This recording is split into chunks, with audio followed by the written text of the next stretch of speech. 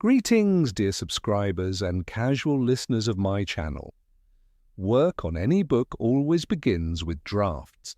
This is the stage where an author writes down everything that comes to mind, ideas, scenes, characters, versions of events, even those that later turn out to be extra and vanish from the final text.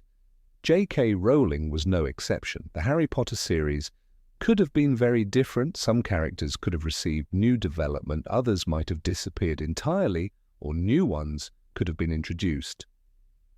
Today, I invite you to take a look at ideas from the early drafts that never became part of the official story. Enjoy watching. Number 1. Ron as ending. Let's start with the loudest and most unexpected idea. Rowling seriously considered having Ron Weasley not survive until the end of the story. Moreover, his death was originally planned for around the middle of the series, but the author abandoned this idea for 2 reasons. The plot never presented a moment that felt right for such a tragedy. Rowling realized fans would take Ron as death incredibly hard. The final book was already dark enough, and deciding not to make it even heavier was probably the right choice. Number 2. A Slytherin Weasley cousin. Interestingly, the Weasleys could have been represented in the story not only as a united Gryffindor family. In early drafts, there was a character named Mafalda Weasley, the daughter of Molly's cousin.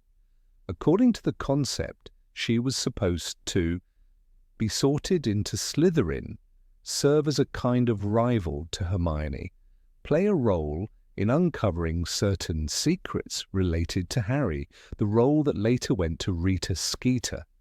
In the end, the character was cut. The series was already filled with enough storylines. Number 3. Mopsy, Sirius as protector. Rowling also wanted to give dog lovers a character of their own. In the drafts, there was a woman named Mopsy, a devoted dog enthusiast who was supposed to take in Sirius Black after his escape. However, the editor found the scene unnecessary, and it was removed entirely. Number 4. Dudley, son, a wizard, one of the most amusing unused ideas. After the events of the finale, Dudley had noticeably changed. He had become kinder and even maintained warm relations with Harry. Rowling seriously considered developing this further and making Dudley, son, a wizard. Imagine it, the epilogue. Platform 934, and among all the magical families stands Dudley, sending his own child off to Hogwarts. But Rowling later joked, whatever wizarding genes they might have, they could never overpower Vernon Dursley's DNA. Number 5, another dark character. Originally, the story was supposed to include an antagonist smarter and more dangerous than Malfoy, Theodore Nott, a sort of improved Malfoy, more cunning and calculating. But in the end, Rowling chose to focus on Draco, making him a more complete character, while Theodore became almost background. Number 6. Hermione, sister. Rowling also considered expanding the Granger family. Hermione could have had a younger sister, a Muggle, but this character never made it past the draft stage. The Grangers already played a minimal role in the story, and the sister added neither drama nor meaning. Number 7. Hermione, father, Harry's rescuer. One of the most surprising early concepts. In one early version of Philosopher's Stone, the Potters and the Grangers were supposed to live close to each other. And in this version, it was Mr. Granger, Hermione's father, who found Harry among the ruins of the house and brought him to the Dursleys. Rowling, later, changed the concept and gave this mission to Hagrid, and the story took the form we know today. Number 8. The return of Lily Potter as a ghost. In the early drafts of Chamber of Secrets, J.K., Rowling considered having Lily Potter appear as a ghost at Hogwarts. This would have happened during one of Harry's most dangerous moments, where the ghostly figure of his mother could have given him crucial advice, possibly revealing a key detail about Voldemort. It was an idea that could have provided Harry with comfort and guidance, even after Lily's death. But ultimately, Rowling decided against it. The image of Lily's ghost would have undermined the emotional depth of her death. In Goblet of Fire, Harry already hears his parents' voices as echoes from the wand in the Triwizard Tournament, a brief but poignant moment of connection. If Lily had returned as a ghost, it would have diminished the purity of her sacrifice. She had to remain a symbol of unreachable love and selflessness, not someone actively participating in the battle after death.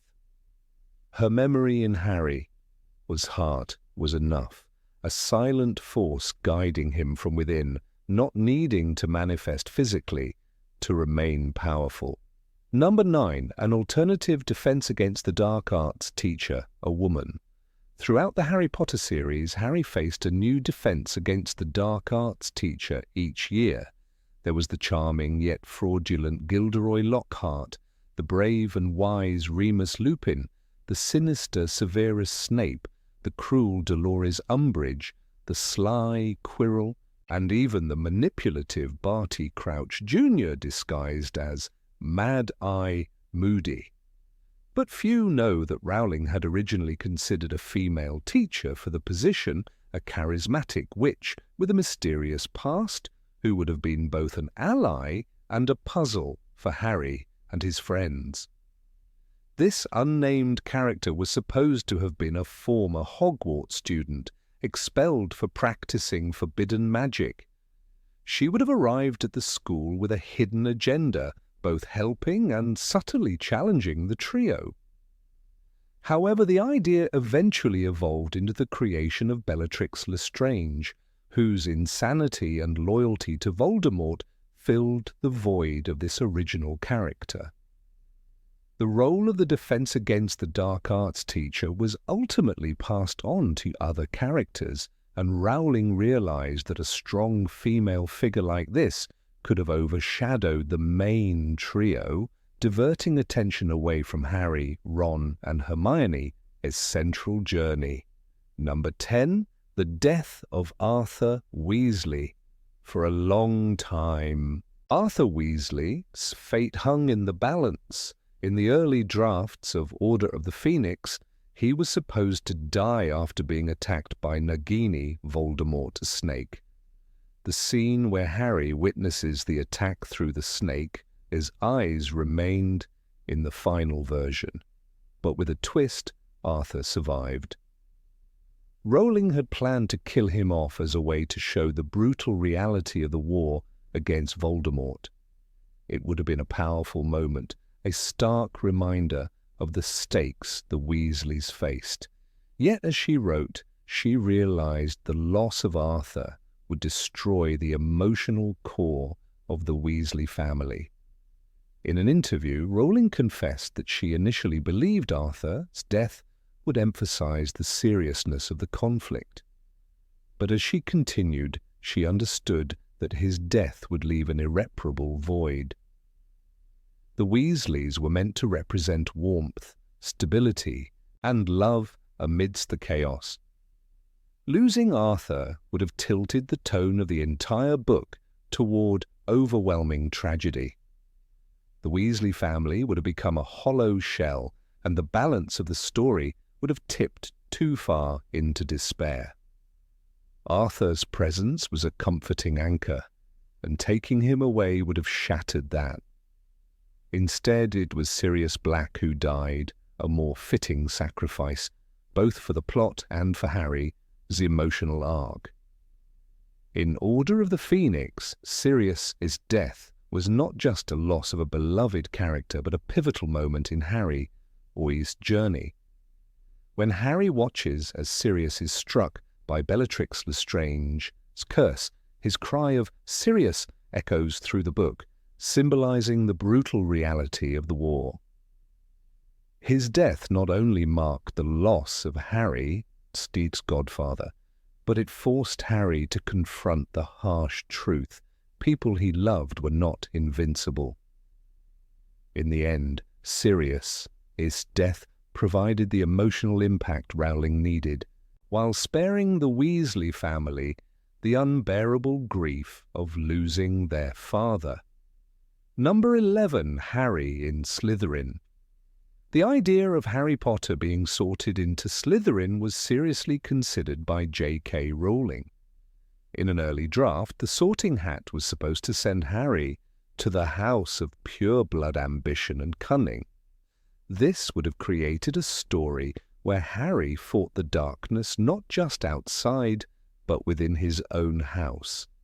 Surrounded by students raised in the traditions of pure-blood supremacy, he would have faced pressure and suspicion from all sides.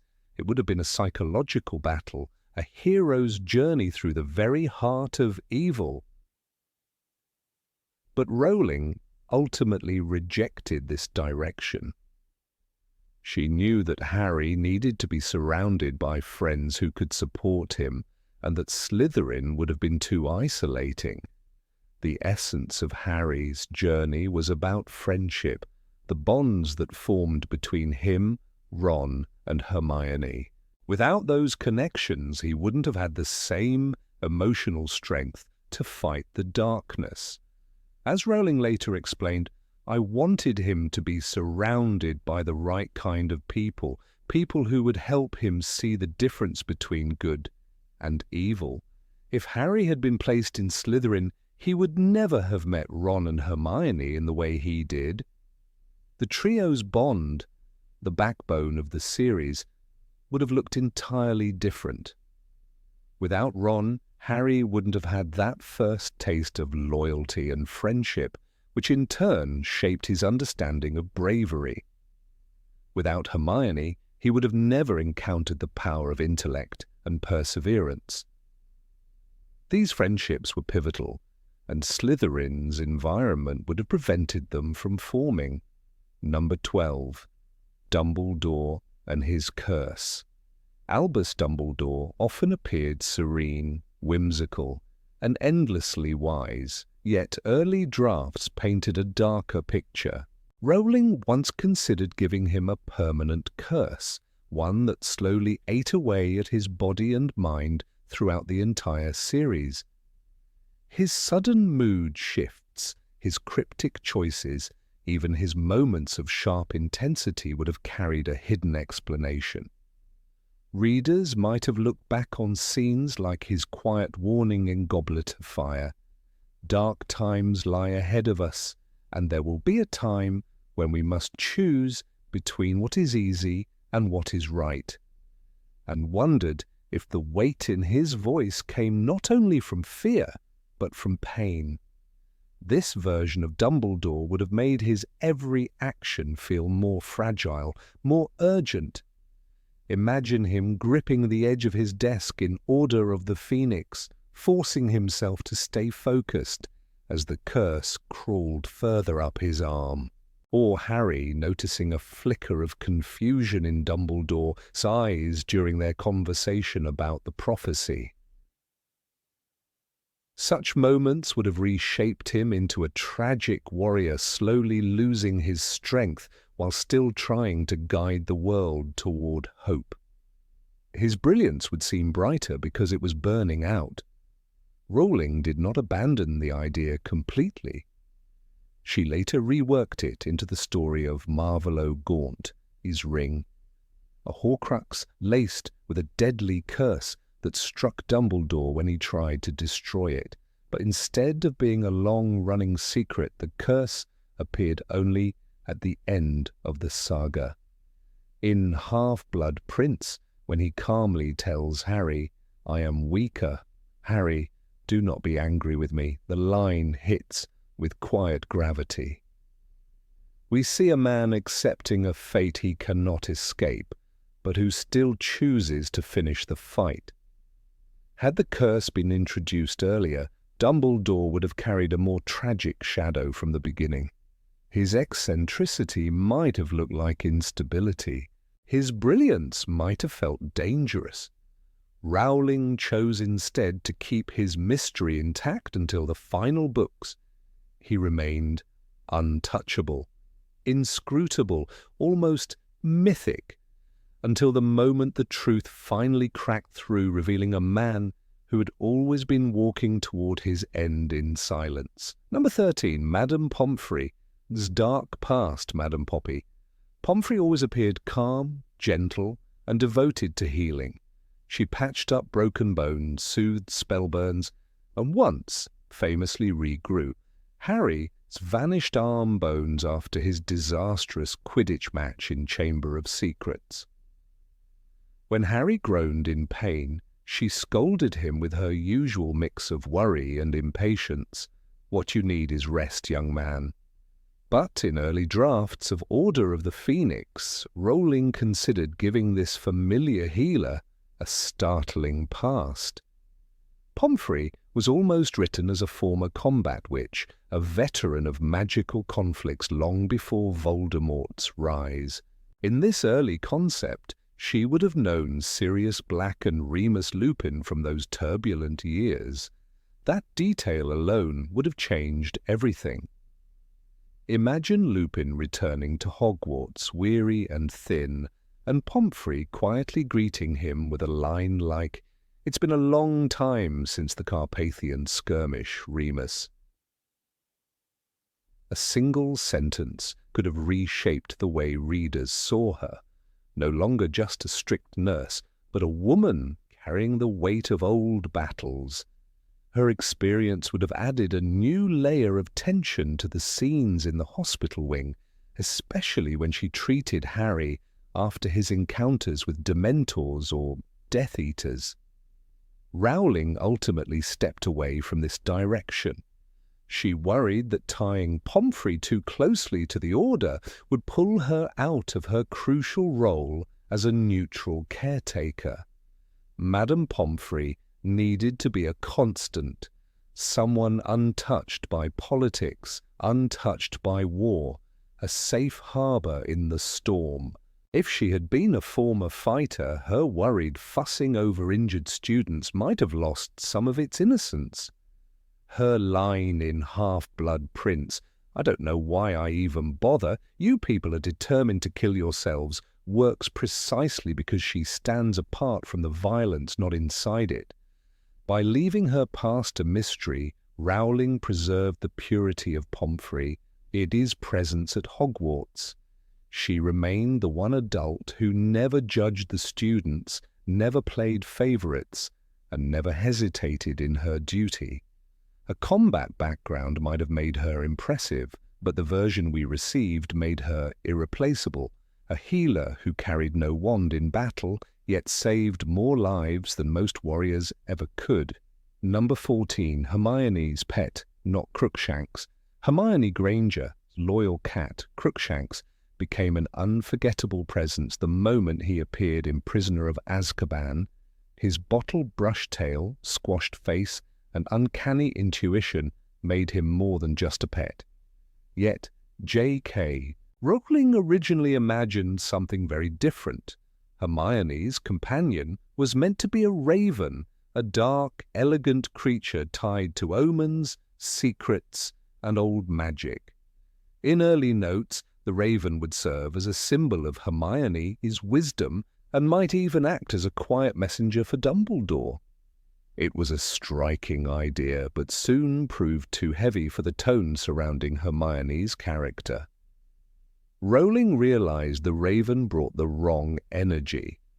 A raven perched on Hermione's shoulder would feel gothic, brooding, almost sinister. Hermione was bright, sharp, emotional, human.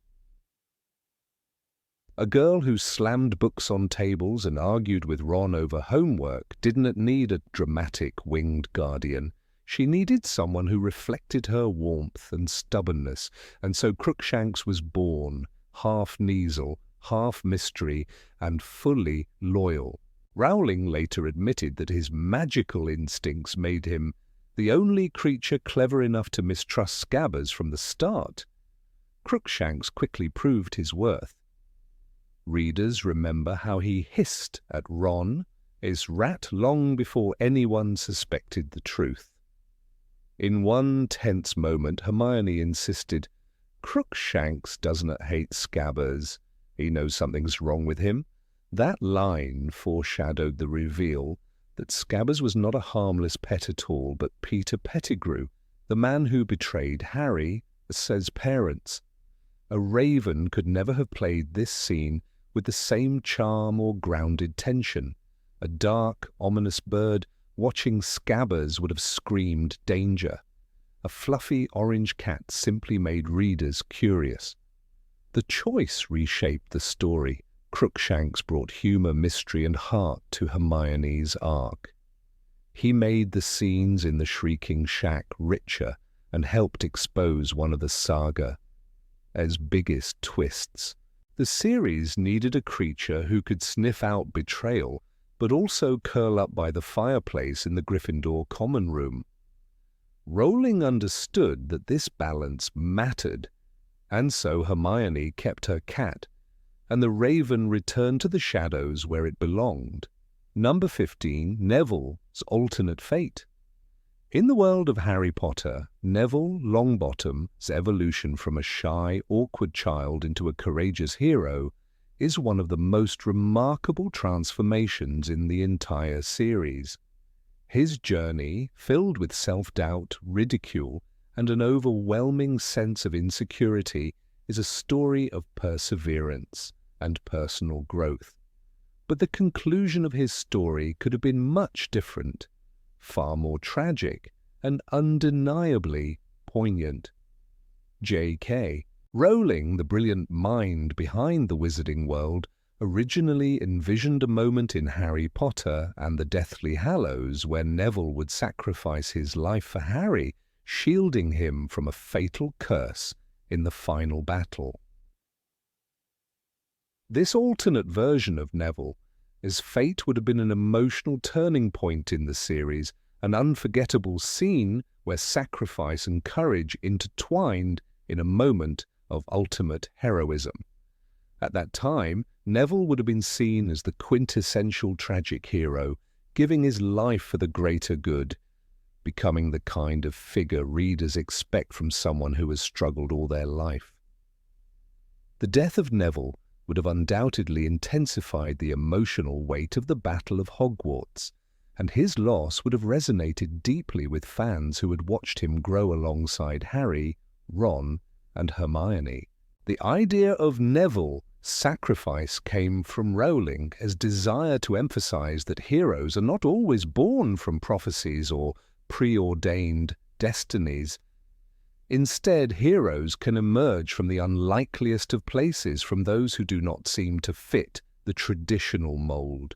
The moment would have been a powerful symbol of selflessness, of someone who spent years doubting their worth and ability, finally stepping up to protect their friends and the cause they believed in. It would have been a potent reminder that acts of bravery often come from the most unexpected individuals, not just the ones destined for greatness. Rowling's vision for this pivotal scene was deeply influenced by her understanding of heroism and the values that shape a character's journey. In this version of events, Neville's death would have underscored the overarching theme that it is not the prophecy that makes someone a hero, but their actions. By sacrificing himself for Harry, Neville would have demonstrated that even the most ordinary person could achieve extraordinary things in moments of extreme need. This would have shown readers that destiny is not simply a matter of birthright, but of choices. Choices that define who we are and who we can become. The image of Neville stepping into the line of fire, protecting Harry with his own life, would have been haunting and poignant. His death, framed as an ultimate act of love and courage, would have added layers of complexity to the series' conclusion. It would have cast a long shadow over the events of the final book, making the victory over Voldemort even more bittersweet. There would have been no denying the deep emotional impact of losing such a cherished character, someone who had become part of the trio's family over the course of 7 books. However, as Rowling continued to write and develop the narrative, she began to realize that Neville's death would have an unintended consequence. It would take away from a crucial message she wanted to convey. The beauty of Neville's story, she recognized, lay not in his ultimate sacrifice, but in his survival. It was through his resilience and his decision to live that Neville became a symbol of personal growth and the triumph of self-confidence over fear and doubt. By sparing Neville's life, Rowling allowed him to emerge as the hero he had always been capable of becoming. His survival demonstrated that heroes do not always have to die to be remembered or appreciated. Through his actions, Neville proved that the quietest, most overlooked characters can play a pivotal role in the battle between good and evil. He proved that the true measure of a person's strength lies not in their final moments, but in how they choose to face the challenges life throws at them. Neville's survival also allowed Rowling to emphasize the idea that true bravery is not about being fearless, but about acting despite fear. Throughout the series, Neville had been the character who constantly struggled with self-doubt. He was never as confident or as sure of himself as Harry or Hermione, often feeling like an outsider in his own right. But in the end, he became a hero not because of his inherent talents or a destined prophecy, but because he chose to stand up when it mattered most. This is why his survival was so essential to the overarching narrative, because it allowed Neville to embody the very message that had been woven throughout the series, that ordinary people, when pushed to their limits, can achieve greatness. In Harry Potter and the Deathly Hallows, Neville's moment of heroism is not his death, but his role in the destruction of Nagini Voldemort Snake. Armed with the sword of Gryffindor, Neville decapitates the beast, which is crucial to Voldemort's downfall. This act was not just a physical victory, but a symbolic one, Neville taking down the creature that had served as a vessel for part of Voldemort's soul. This moment allowed Neville to stand tall among the other heroes of the story, no longer defined by his past insecurities, but by his courage and his commitment to defeating the Dark Lord. It is important to note that Neville's story is not one of perfect heroism or unblemished triumph. He struggled with his insecurities, was often mocked, and felt overshadowed by the greatness of Harry Potter. But through his growth, he learned to take responsibility for his actions, face his fears, and embrace his role in the fight against Voldemort. His transformation into the hero who would lead the resistance at Hogwarts was a reflection of the message Rowling had been conveying all along. That greatness is not handed to you, but earned through perseverance and the courage to do what is right. Number 16, Draco and the Death Eaters, A Broken Bond. Draco Malfoy had always walked a fine line between two worlds, the legacy of his family and his own doubts. Raised in a household where the Dark Lord's ideals were law, where the very fabric of their existence was steeped in blood purity and elitism, Draco was expected to be the epitome of everything that was desired by the Death Eaters. From the very beginning, he was shaped by these beliefs, cultivated by a father whose ambitions were bound by power and an image of a glorious future under the rule of Voldemort. Draco's journey, however, was never as clear-cut as the world around him seemed to demand. His internal conflict was both his silent burden and his eventual liberation.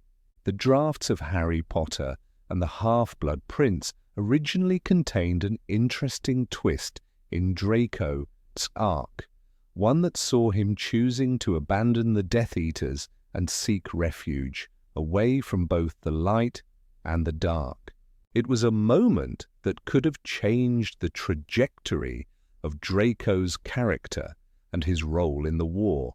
Initially, J.K. Rowling had considered a plotline where Draco, overwhelmed by the weight of the assignment Voldemort had laid upon him, killing Dumbledore, decides to break from the Death Eaters altogether. The idea was that he would flee the castle, hide from both sides of the conflict, and take on the role of a fugitive. In this alternate scenario, Draco would become an outcast, hunted not only by the Death Eaters for his betrayal, but also by the Order for his potential involvement in Dumbledore's death. It was a fitting, tragic possibility, one where Draco would have to grapple with his identity and his past choices, perhaps finding redemption in his decision to forsake both Voldemort's cause and the oppressive weight of his family is our expectations. In this version of events, Draco would have crossed paths with Neville Longbottom and Luna Lovegood, two characters who, like Draco, were torn from different angles. Neville, whose bravery was slowly building despite a lifetime of self-doubt, and Luna, who never quite belonged to either world, would have provided Draco with an interesting point of connection. They were, in a sense, parallel characters, individuals who, despite being born into different worlds, had to reckon with the forces that sought to define them. A confrontation, or even a brief encounter between Draco and these two figures, could have been a moment of profound introspection for him. He might have seen the courage it took for Neville to step out of his family, shadow, and fight against the very things that had once kept him down. Similarly, Luna's unwavering belief in things that others couldn't understand could have forced Draco to question the very ideals that had bound him to his past. Yet, this direction was ultimately abandoned. The reason, as Rowling later explained, was rooted in the trajectory she had already established for Draco as character. Draco's story was never meant to be one of outright rebellion, nor was it meant to depict a complete moral awakening that would see him fully rejecting the ideology of his upbringing. The ultimate redemption of Draco, as Rowling had envisioned it, required a more subtle and internal transformation. This transformation had to be gradual, subtle enough that it wouldn't detract from the greater arc of the story in the final book, Harry Potter and the Deathly Hallows. The concept of Draco running away and becoming a fugitive would have been too drastic, too final, severing him from the rest of the narrative in a way that would have undermined his eventual decision to walk away from the war, silently but with integrity. Draco's role in the war, after all, was never about being a straightforward hero or a villain.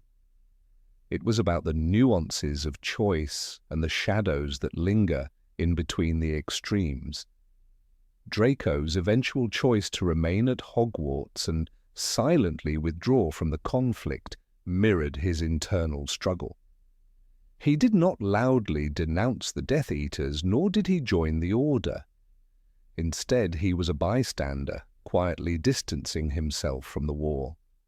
This act, in many ways, was more powerful than any grand gesture of rebellion could have been. In choosing silence, Draco made the most difficult decision of all, not to fight, but to simply walk away, and in doing so, he rejected both the Death Eaters and the Order without explicitly siding with either. This internal conflict, however, was not without its moments of pressure and doubt. Throughout The Half-Blood Prince, we witness Draco's hesitancy and his struggle with the task Voldemort assigned him. The turning point comes in the form of the seemingly innocuous moment when Draco confides in his mother about his fears of becoming a killer. It's here that the emotional burden of the task weighs heavily on him. He is not inherently evil, nor is he filled with the ruthless ambition that characterized the Malfoy name. He is at his core a frightened child trying to make sense of a world that demands much more than he is willing to give. The complexity of his feelings is illustrated when he finds himself unable to carry out the order to kill Dumbledore. His hesitation is not out of moral righteousness, but out of pure fear, a fear that eventually leads to his quiet refusal to take part in the killing, even though he remains physically present when it happens. Number 17, A Wizard from America. J.K. Rowling's Harry Potter series, with its vivid portrayal of Hogwarts School of Witchcraft and Wizardry, has always been a celebration of magic in a fantastical world. But for years, Rowling pondered whether to expand this magical world further, particularly to introduce magical schools from beyond the familiar boundaries of Europe. The idea of bringing a character from the United States into the magical narrative was something that lingered in her mind. Initially, she was tempted to include an American wizard or witch, someone who would participate in the Tri-Wizard tournament and bring a different cultural flavor to the wizarding world. This character, Rowling envisioned, would represent an American magical school, distinct from both Beauxbatons Academy of Magic and Durmstrang Institute. The concept was tantalizing. How would a wizard from another continent behave? What traditions would they bring with them? And how would they interact with the established characters of the saga? Rowling had not just a name, but a vision for this school which she called Ilvermorny, a magical institution situated in North America. The school was to be introduced in Harry Potter and the Goblet of Fire, where it would have participated in the Tri-Wizard tournament alongside the already featured Beauxbatons and Durmstrang. The plot seemed to call for it. After all, the tournament was meant to be an international event, and expanding it to include a school from the United States would have added a global dimension. However, despite her enthusiasm for the concept, Rowling ultimately chose not to include this character or school in the narrative. The reason? The Goblet of Fire story was already brimming with a host of new characters, events, and plots, and adding a new magical school from America would have complicated an already dense narrative. This decision didn't mark the end of Rowling's ideas about Ilvermorny or the American magical world, however. She revisited the idea later and brought it to life in her broader magical universe. As part of the Pottermore, now Wizarding World, experience, Rowling developed a rich backstory for Ilvermorny, detailing its origins, the 4 houses it contained, and its founding members.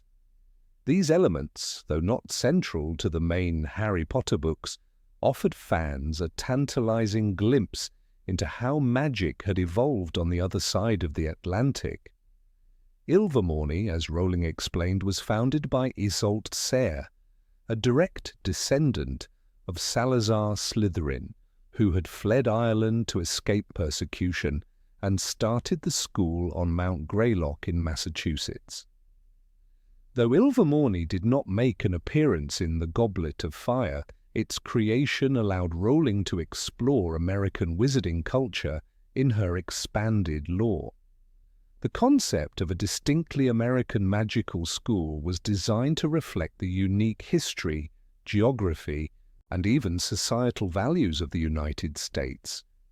Ilvermorny, while maintaining the basic structure of Hogwarts, also showed its own quirks. The four houses, Thunderbird, Wampus, Horned Serpent, and Pukwudgie, each drew inspiration from Native American mythology, lending an indigenous flavor to the magical traditions of America.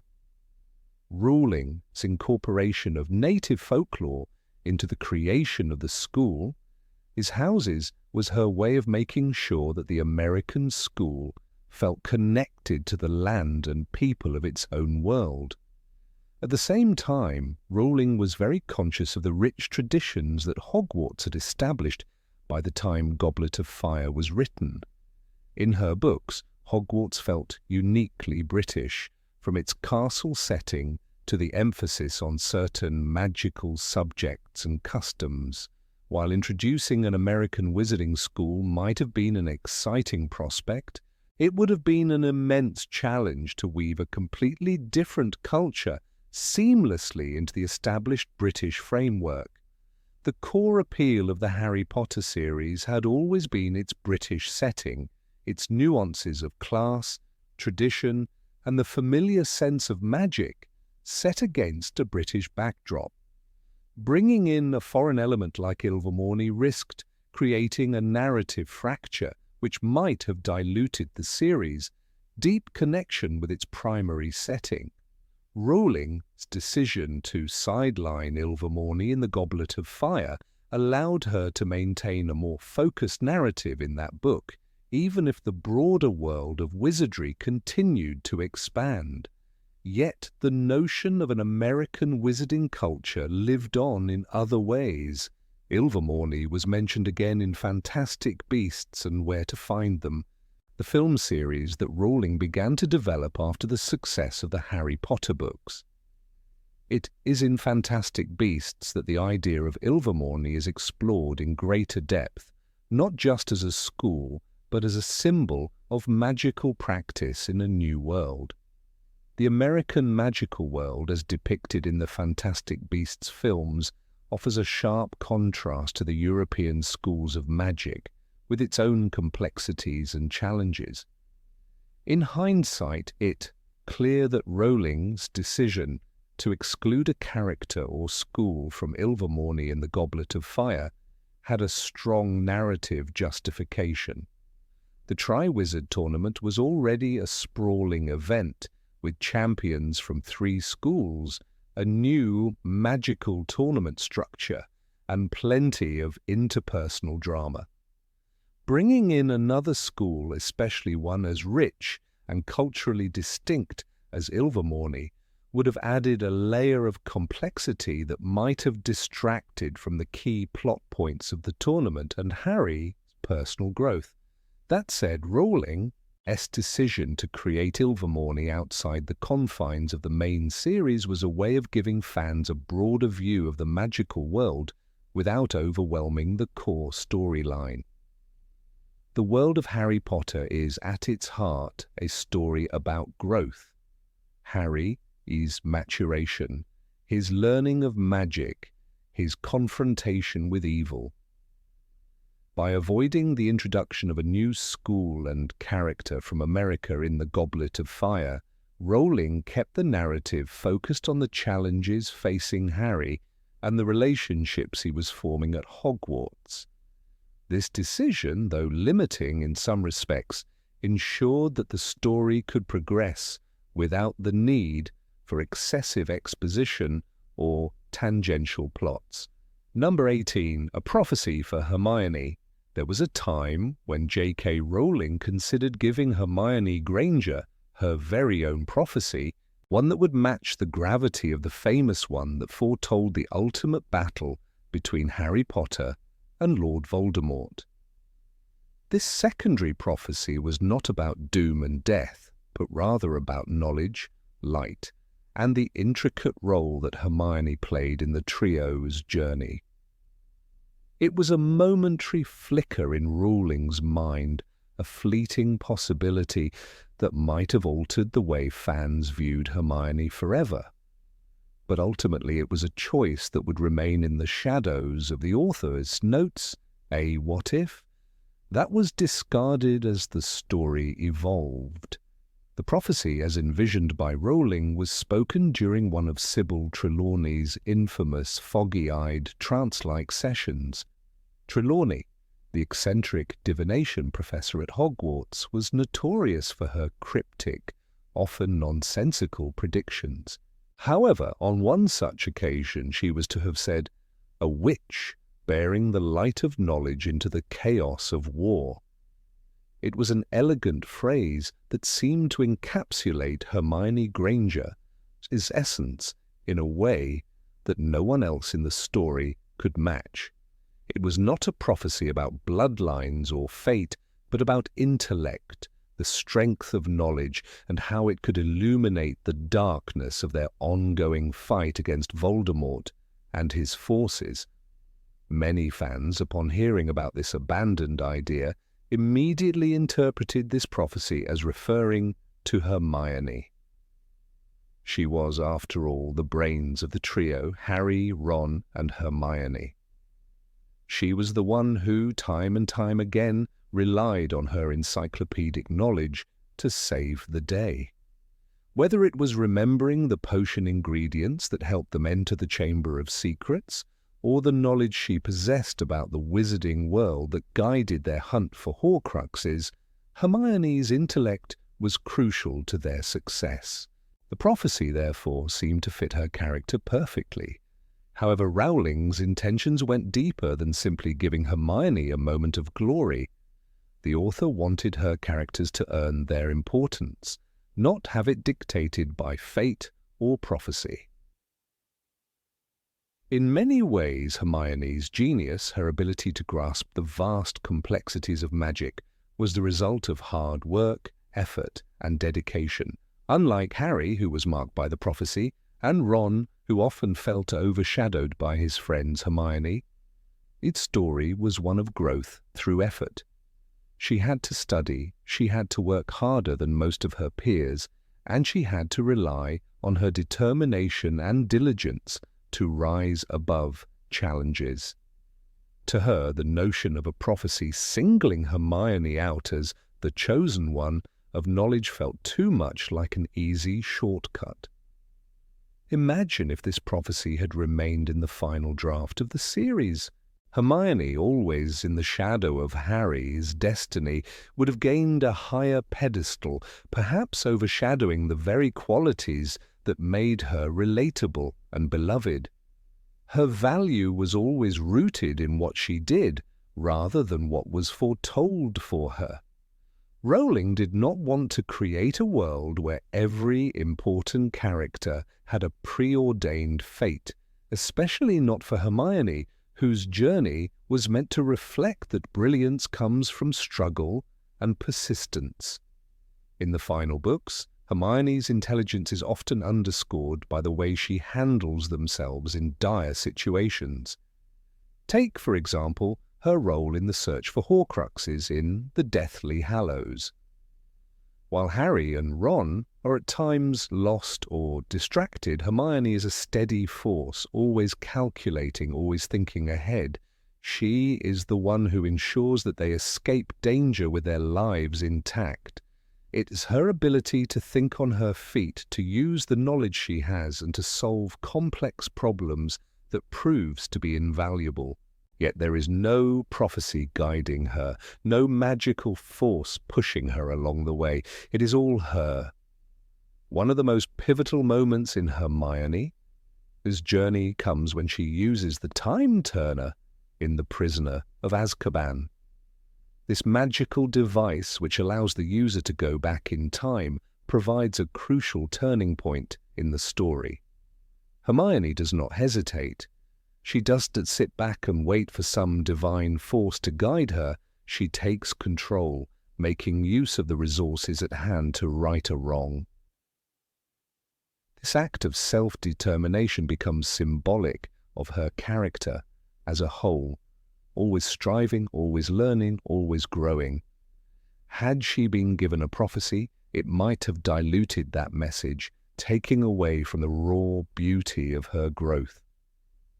At the core of this decision to cut the prophecy, Rowling's intention was to preserve the authenticity of Hermione's character arc. Hermione's brilliance was never meant to be a product of fate. Instead, it was shaped by years of dedication and hard work.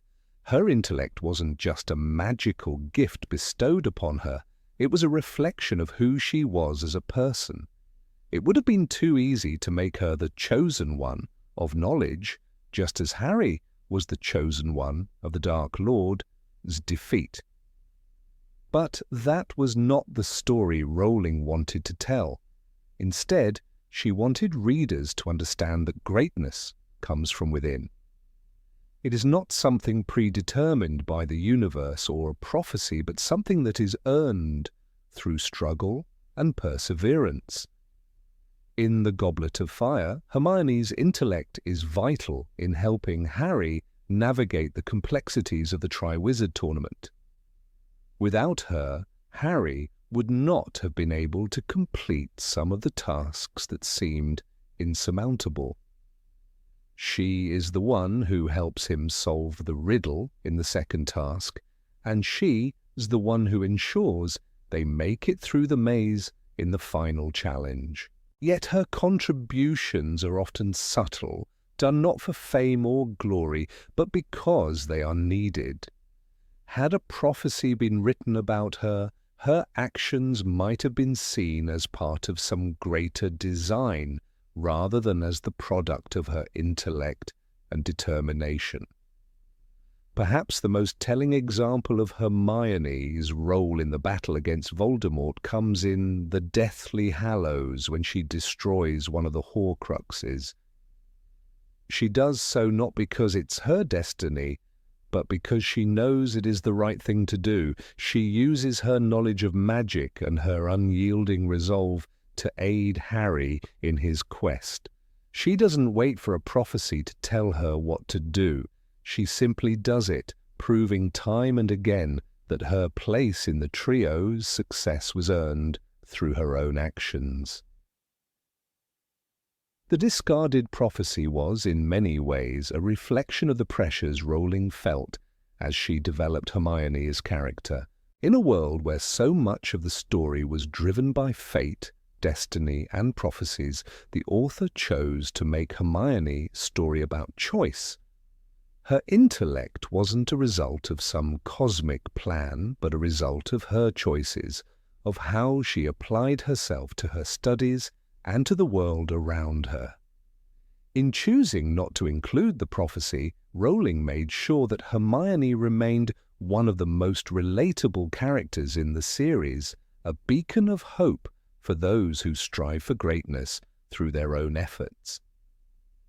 By rejecting the idea of a prophecy for Hermione, Rowling made it clear that Hermione's power came from within. She wasn't defined by fate, nor was her brilliance the result of some cosmic intervention.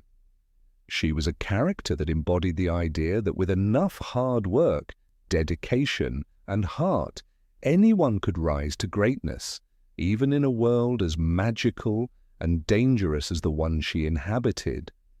And that, in the end, was a far more powerful message than any prophecy could have conveyed. Number 19. Albus Dumbledore, a father. Among the labyrinth of fan theories that have emerged in the years following the release of the Harry Potter books, there is one particularly intriguing and odd hypothesis that Albus Dumbledore, the revered headmaster of Hogwarts, is the hidden father of a child. This theory was not merely the product of fan fiction or wild speculation, but one that was at some point considered by the author herself, J.K. Rowling. In her early reflections on the character, there was a fleeting notion that Dumbledore might have had a secret affair with a Muggle during his youth, leading to the birth of a son. This son, an enigmatic figure, would have appeared in the later books as a mysterious ally to Harry Potter. However, this theory never made it past the planning stages. Rowling ultimately decided to abandon the idea, choosing instead to focus on Dumbledore's tragic solitude and his eternal regrets over the mistakes of his past. Rowling's decision to forego this storyline speaks volumes about the underlying themes of the Harry Potter series and Dumbledore's own character arc. For Dumbledore, love and regret are the bedrock of his existence. The most significant relationship in his life, after all, is not one marked by familial ties, but by his love for Gellert Grindelwald, a love that ultimately twisted into betrayal. The failure of that love shaped Dumbledore into the man who later dedicated himself to protecting the wizarding world from dark forces. This love, while deeply significant, is rooted in loss and unfulfilled potential, and it became a lens through which Dumbledore viewed the rest of his life.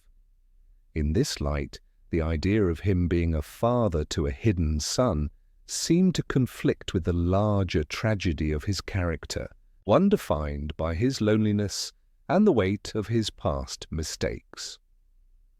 When we first meet Albus Dumbledore, he is the wise and somewhat mysterious headmaster of Hogwarts, an individual who commands respect not only for his magical abilities, but also for his wisdom and guidance.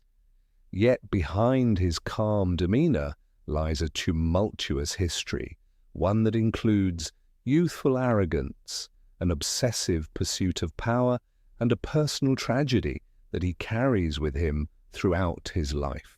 Dumbledore's early life is steeped in the ideals of ambition and revolution, and it is during this time that he forms a deep connection with Gellert Grindelwald.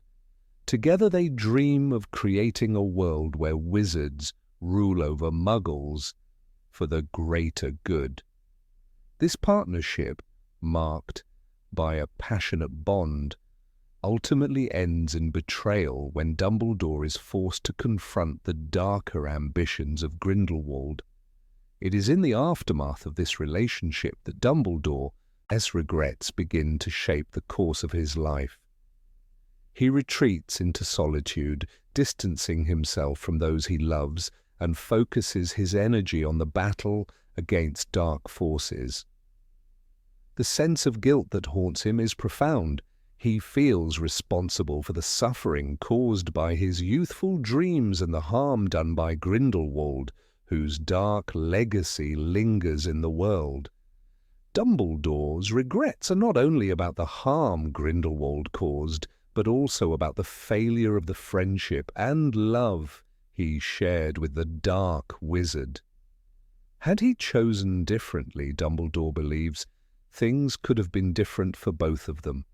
Yet this is a burden he bears silently, knowing that his youthful decisions have irrevocably shaped the wizarding world as future. Given this backdrop of emotional turmoil, it is easy to see why the idea of Dumbledore being a father did not align with the core of his character. A child would have added a layer of complexity to Dumbledore's already rich backstory, but it would also have undermined the very themes that define him. Dumbledore is a figure whose life is marked by a profound sense of guilt and loss, and to introduce a son into his story would have distracted from the central conflict of his existence, his desire to atone for the mistakes of his youth, particularly the decisions that led to Grindelwald's rise to power. Moreover, the idea of Dumbledore having a son raises questions about his personal relationships. Would such a character have been a beacon of hope for him, a symbol of redemption? Or would he have been yet another reminder of Dumbledore's failure to protect those he cared for? In the end, Rowling chose to leave Dumbledore's personal life ambiguous. His closest relationships, those with Harry, with Professor McGonagall, with his brother Aberforth, are deeply significant, but they are shaped by friendship, mentorship, and, in the case of Harry, a fatherly bond of sorts, albeit not one rooted in blood. This absence of a biological child does not make Dumbledore any less of a father figure, however. Throughout the series, it is clear that he fulfills a paternal role for Harry, offering guidance, comfort, and wisdom. Their relationship, while not that of father and son in the traditional sense, is nonetheless built on trust, loyalty, and an enduring affection. Dumbledore's role as a mentor to Harry is central to the hero's journey. As Harry faces the trials of his own life, learning of his connection to Voldemort, battling with the weight of his own destiny, Dumbledore remains a steady, though enigmatic, presence, guiding him along the way. Dumbledore's advice to Harry, often cryptic, is shaped by his own past, particularly his experiences with loss and regret. It is through Dumbledore's mentorship that Harry learns some of the most important lessons about love, sacrifice, and the nature of good and evil. The notion of Dumbledore having a secret child also clashes with the role that secrecy plays throughout the series. Much of Dumbledore's life is shrouded in mystery, not only to the readers, but also to those around him. He is a man with many secrets, and while his motivations are often for the greater good, his withholding of information is a central theme in the series. The secret of Harry's true importance to the defeat of Voldemort, the truth about the Deathly Hallows, and the mysteries of his own past all serve to illustrate the burden Dumbledore carries. These secrets, while well-intentioned, cause rifts and misunderstandings, particularly between him and Harry.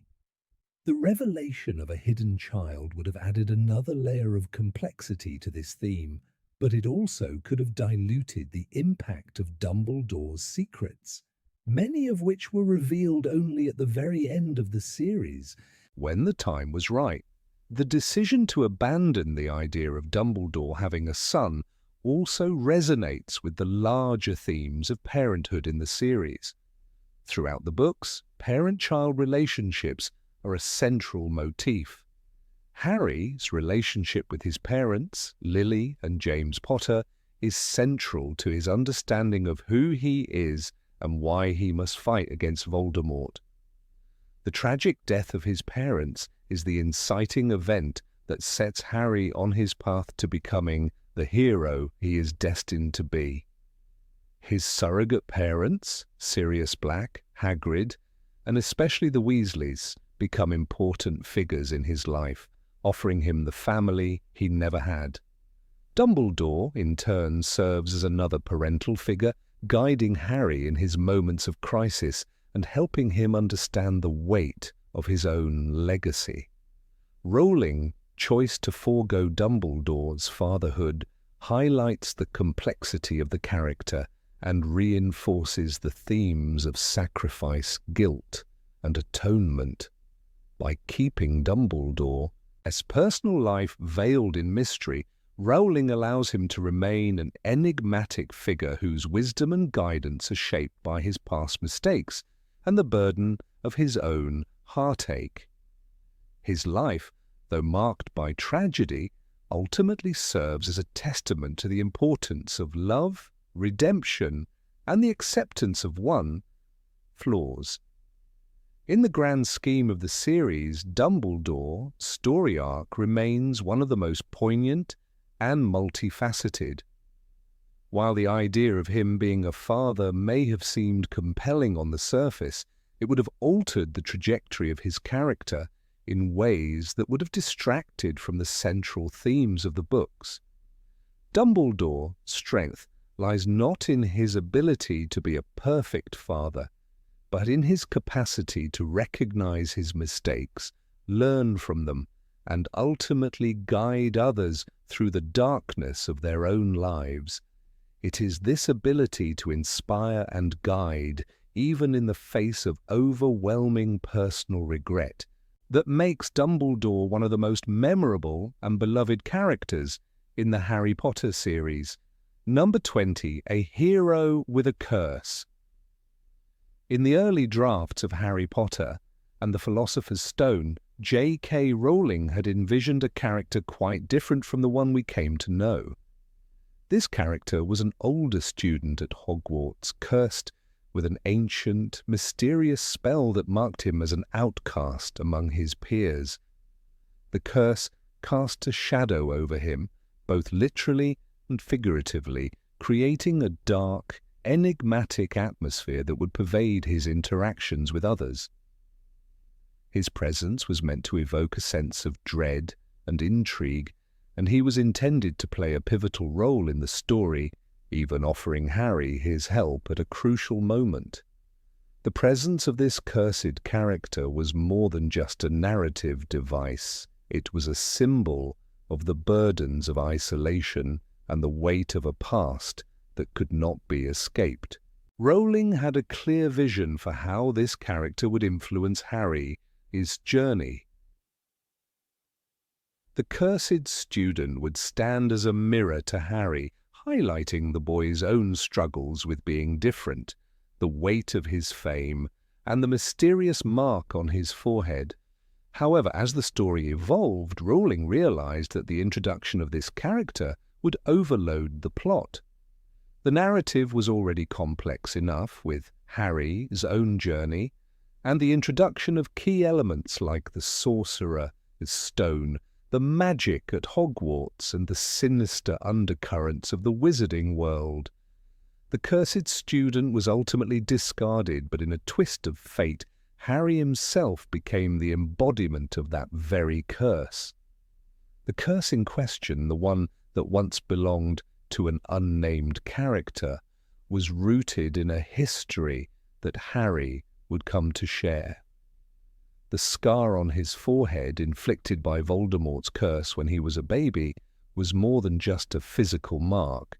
It was a symbol of the dark magic that had destroyed his parents and left him an orphan. Over time, this scar became a burden, a constant reminder of his past. It was a curse that set Harry apart from others, making him an outcast in his own right. People looked at him with awe, fear, and suspicion, whispering about the boy who lived. They saw him not as a regular student at Hogwarts, but as a living relic of a tragic event. At Hogwarts, Harry found himself caught between two worlds. On one hand, he was an ordinary 11-year-old boy, eager to learn magic and make friends. On the other, he was the boy with the scar, the one whose name was forever intertwined with Voldemort's failed attempt to kill him. It was a curse that haunted him in ways he couldn't fully comprehend at first. In his first year, Harry even found himself being drawn into dangerous situations that seemed to stem from his past. There was the mystery of the Philosopher's Stone, the cryptic messages, and the strange connection he felt with Professor Quirrell. Everything in his life seemed linked to the events that happened on that fateful night when Voldemort's curse failed to claim him. In the book, Harry's experience of being a marked individual is evident from the very beginning. When he first arrives at Hogwarts, the students react to him with a mix of admiration and fear. Some of them, like Ron Weasley and Hermione Granger, accept him without question, but others seem to treat him as though his scar makes him both special and dangerous. Throughout his first year, Harry discovers that he is not only the subject of whispers, but also a constant reminder of a dark chapter in the wizarding world, his history. His fame isn't something he wanted, it was forced upon him, much like the curse that had taken his parents' lives.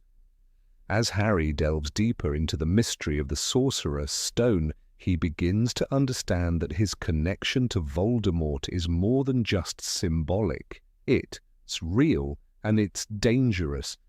The curse that Voldemort tried to cast on him when he was a baby has left a permanent mark on his body and soul. The scar, while it signifies his survival, also serves as a constant reminder of his vulnerability. It is a curse that he cannot escape, no matter how hard he tries to live a normal life. The scar gives him a connection to the dark wizard who killed his parents, a connection that becomes more apparent as the story progresses. It's this connection, this curse, that ultimately shapes Harry into the hero he becomes. However, the true nature of Harry's curse isn't just about the physical scar. It's about the emotional and psychological toll that comes with being marked as different. Throughout the series, Harry grapples with his identity and the expectations placed upon him. He is the quote 26 in the boy who is supposed to defeat Voldemort, but he never asked for that title. He never wanted to be different. All he wanted was a life where he could be accepted for who he was, not because of what had happened to him as a baby, but the curse of his fame, much like the curse that originally haunted the unnamed student in Rowling's early drafts, is inescapable. It shapes his every decision, his every relationship, and his every battle. In some ways, Harry's curse is even more complicated than the one Rowling originally envisioned. The cursed student, as originally conceived, was someone who had been marked by an external force, something that could be explained or perhaps even undone. But Harry's curse is internal. It is part of who he is. It is not something that can be easily healed or removed. It is a constant reminder of the loss of his parents, the danger that still lurks in the form of Voldemort, and the responsibility that he must bear in order to protect the wizarding world. As Harry grows older and faces more challenges, he comes to realize that his curse is not just something that isolates him, it is also something that connects him to others. His scar is a symbol of the love and sacrifice of his parents, a love that Voldemort could never understand or replicate. It is a curse that has made him stronger, more resilient, and more determined to protect those he cares about. In many ways, the curse that once marked him as an outcast becomes the source of his greatest strength. It is the reason he is able to face the challenges ahead and eventually defeat Voldemort. In the end, the curse that Harry carries is not a simple burden. It is something that defines him and shapes his destiny.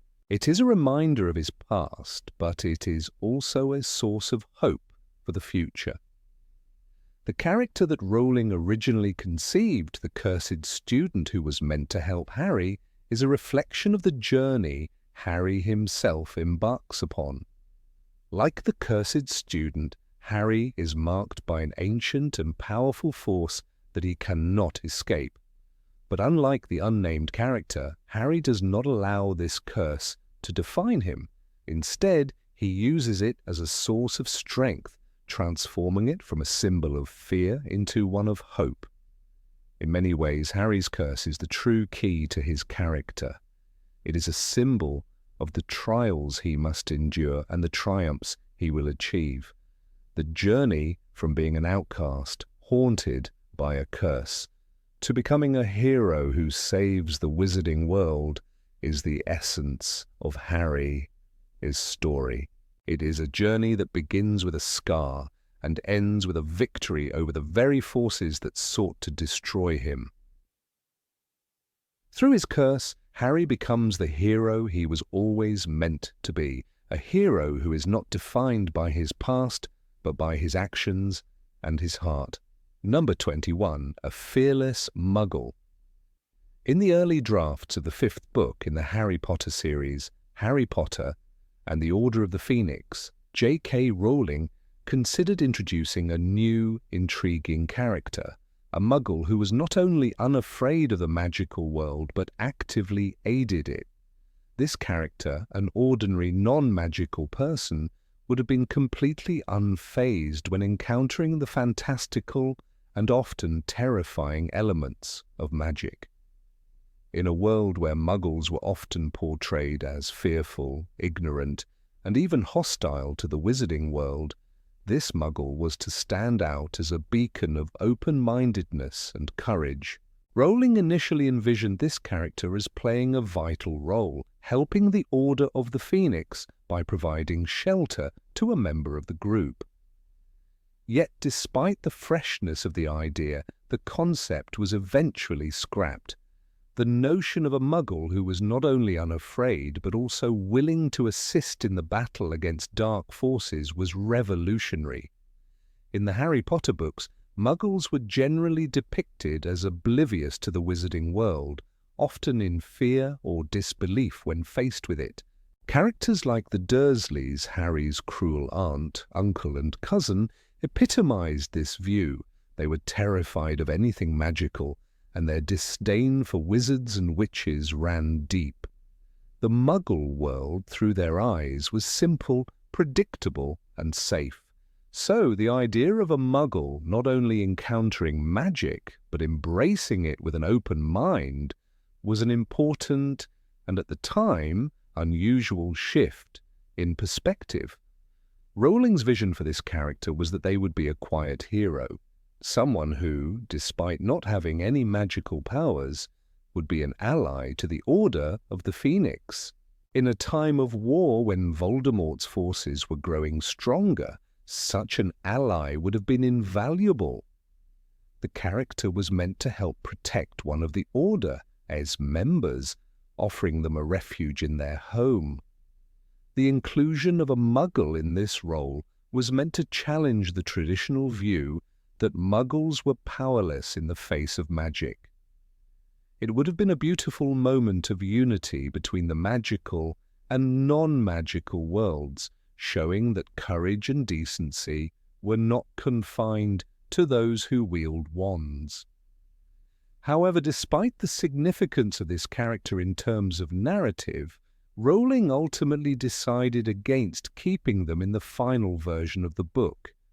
The reason was practical. Introducing a muggle character with such an important role would have risked distracting from the main storyline and taking the focus away from Hogwarts and the magical world that the series had so carefully built.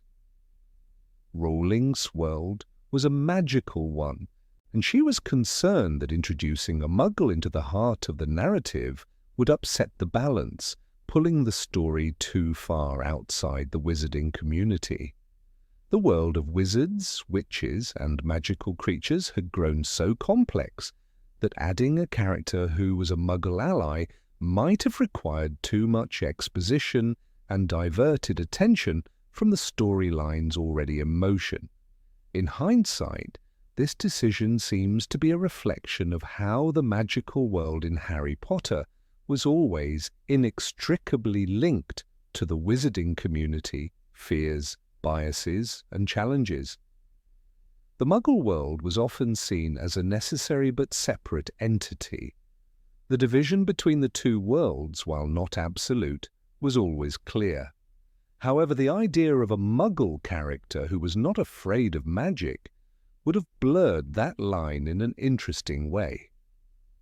It would have opened the door to the idea that Muggles, in their own right, could be brave, helpful, and even influential in the fight against evil, but by eliminating this character, Rowling preserved the sharp divide between the magical and non-magical worlds, ensuring that the focus remained on Harry and his friends who were, after all, wizards. The abandoned Muggle character, in many ways, can be considered a spiritual predecessor to the enlightened Muggles that would later appear in the Quote 31 series. These Muggles, much like the discarded character from Quote 32, were more accepting of the magical world, less afraid of its mysteries, and even willing to stand alongside wizards in the fight against dark forces. One can draw a direct line between this unafraid muggle and characters like Porpentina Goldstein, a no-mage, the American equivalent of a muggle, in, to quote E34, who, despite her non-magical status, works as an ally to the wizarding world and plays a critical role in the story. While this muggle's role was not to be, Rowling's decision to leave him out of the narrative highlights the delicate balance she had to maintain within the series. The primary focus was always going to be on Harry and his journey. With the introduction of new characters, especially muggles, came the risk of overwhelming the reader and detracting from the core themes of friendship, bravery, and the fight against evil that were central to the story. In the early books, the magical world was a closed system, accessible only to those who belonged to it. Introducing a muggle who was deeply embedded in the world of magic would have created new dynamics that may have been too difficult to weave seamlessly into the existing plot structure. It is important to consider how Rowling viewed the relationship between muggles and wizards throughout the series. Muggles were frequently portrayed as victims of their own ignorance, as in the case of the Dursleys, or as side characters who played a minor role in the larger narrative. Even when characters like Arthur Weasley, who worked for the Ministry of Magic, showed a deep curiosity about Muggle technology, it was always clear that he was an exception rather than the rule. The notion of a Muggle with no fear of magic would have been a significant departure from this established pattern. However, by rejecting this character, Rowling reaffirmed the traditional boundaries between the two worlds, which had always been a key theme in the books. Interestingly, Rowling's decision to abandon the character of the unafraid Muggle may also reflect her broader concerns about the direction of the series. By the fifth book, the tone of the series had darkened considerably. The events in Beats, quote, 35 were more mature, with themes of rebellion, authority, and loss becoming increasingly prominent. The introduction of a character who was not part of the wizarding world might have complicated the narrative at a time when Rowling was trying to make the stakes feel more immediate and focused on the core conflict between Voldemort and Harry. Despite its exclusion, the idea of a Muggle who is unafraid of magic provides an interesting lens through which to re-examine the relationship between the magical and non-magical worlds. In the early books, there is a distinct line between the two, and it is easy to see Muggles as either ignorant or fearful. However, the concept of a Muggle ally challenges that binary. It suggests that even in a world defined by magic, there is space for courage and understanding that transcends the boundaries of magic. This was in some ways a precursor to the more inclusive and complex view of Muggles that Rowling would eventually explore in Etudes, quote, 37. Ultimately, the Muggle character was a casualty of a growing and evolving story. As the series progressed, Rowling's narrative needed to stay focused, and introducing a significant Muggle presence would have required more explanation and context than she felt was necessary. Yet the idea of a Muggle with no fear of magic remains an intriguing what-if in the Harry Potter universe, a moment that could have further blurred the lines between the two worlds and shown that bravery, kindness, and strength come in many forms, regardless of whether you carry a wand or not. Number 22, Harry becomes a teacher. When J.K. Rowling first imagined the world of Harry Potter, she did not just create a tale of magic and adventure, but a complex and evolving journey for her characters. One of the most intriguing what-ifs in the Harry Potter series comes from an idea Rowling had for the epilogue of Deathly Hallows. while the final chapter saw Harry Potter as an adult working at the Ministry of Magic. Rowling had originally envisioned him returning to Hogwarts in a different role. Instead of a bureaucratic position, Harry was meant to become a professor of defense against the dark art. This moment, although it didn't make it into the final canon, captures a deep, romantic sentiment. The boy who was once protected by the school becoming its protector. Harry, who spent so many years fighting dark forces as a student, would now be in a position to teach others to defend themselves from the same perils. Rowling's idea was to show Harry coming full circle. The school that had sheltered him and given him a sense of belonging would become the place where he imparted his hard-earned knowledge to the next generation. This concept wasn't just about him becoming a teacher, it was about him embracing his role as a leader and a mentor. His journey from a frightened orphan to a courageous hero was complete, and the final step was to teach others how to stand up to evil just as he had done. It was a fitting evolution for Harry, the very definition of a reluctant hero. What better way to honor his experiences and triumphs than to help shape the next wave of students who would go on to protect the magical world? But Rowling ultimately decided against this plot development. In a way, it felt too neat, too confined. Harry's journey wasn't just about overcoming personal obstacles, it was about continuing to fight the forces of darkness that lingered in the world.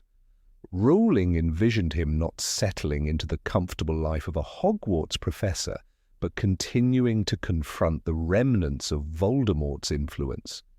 She saw him more as an active participant in the fight against evil, rather than someone who had taken up the mantle of a teacher within the castle walls.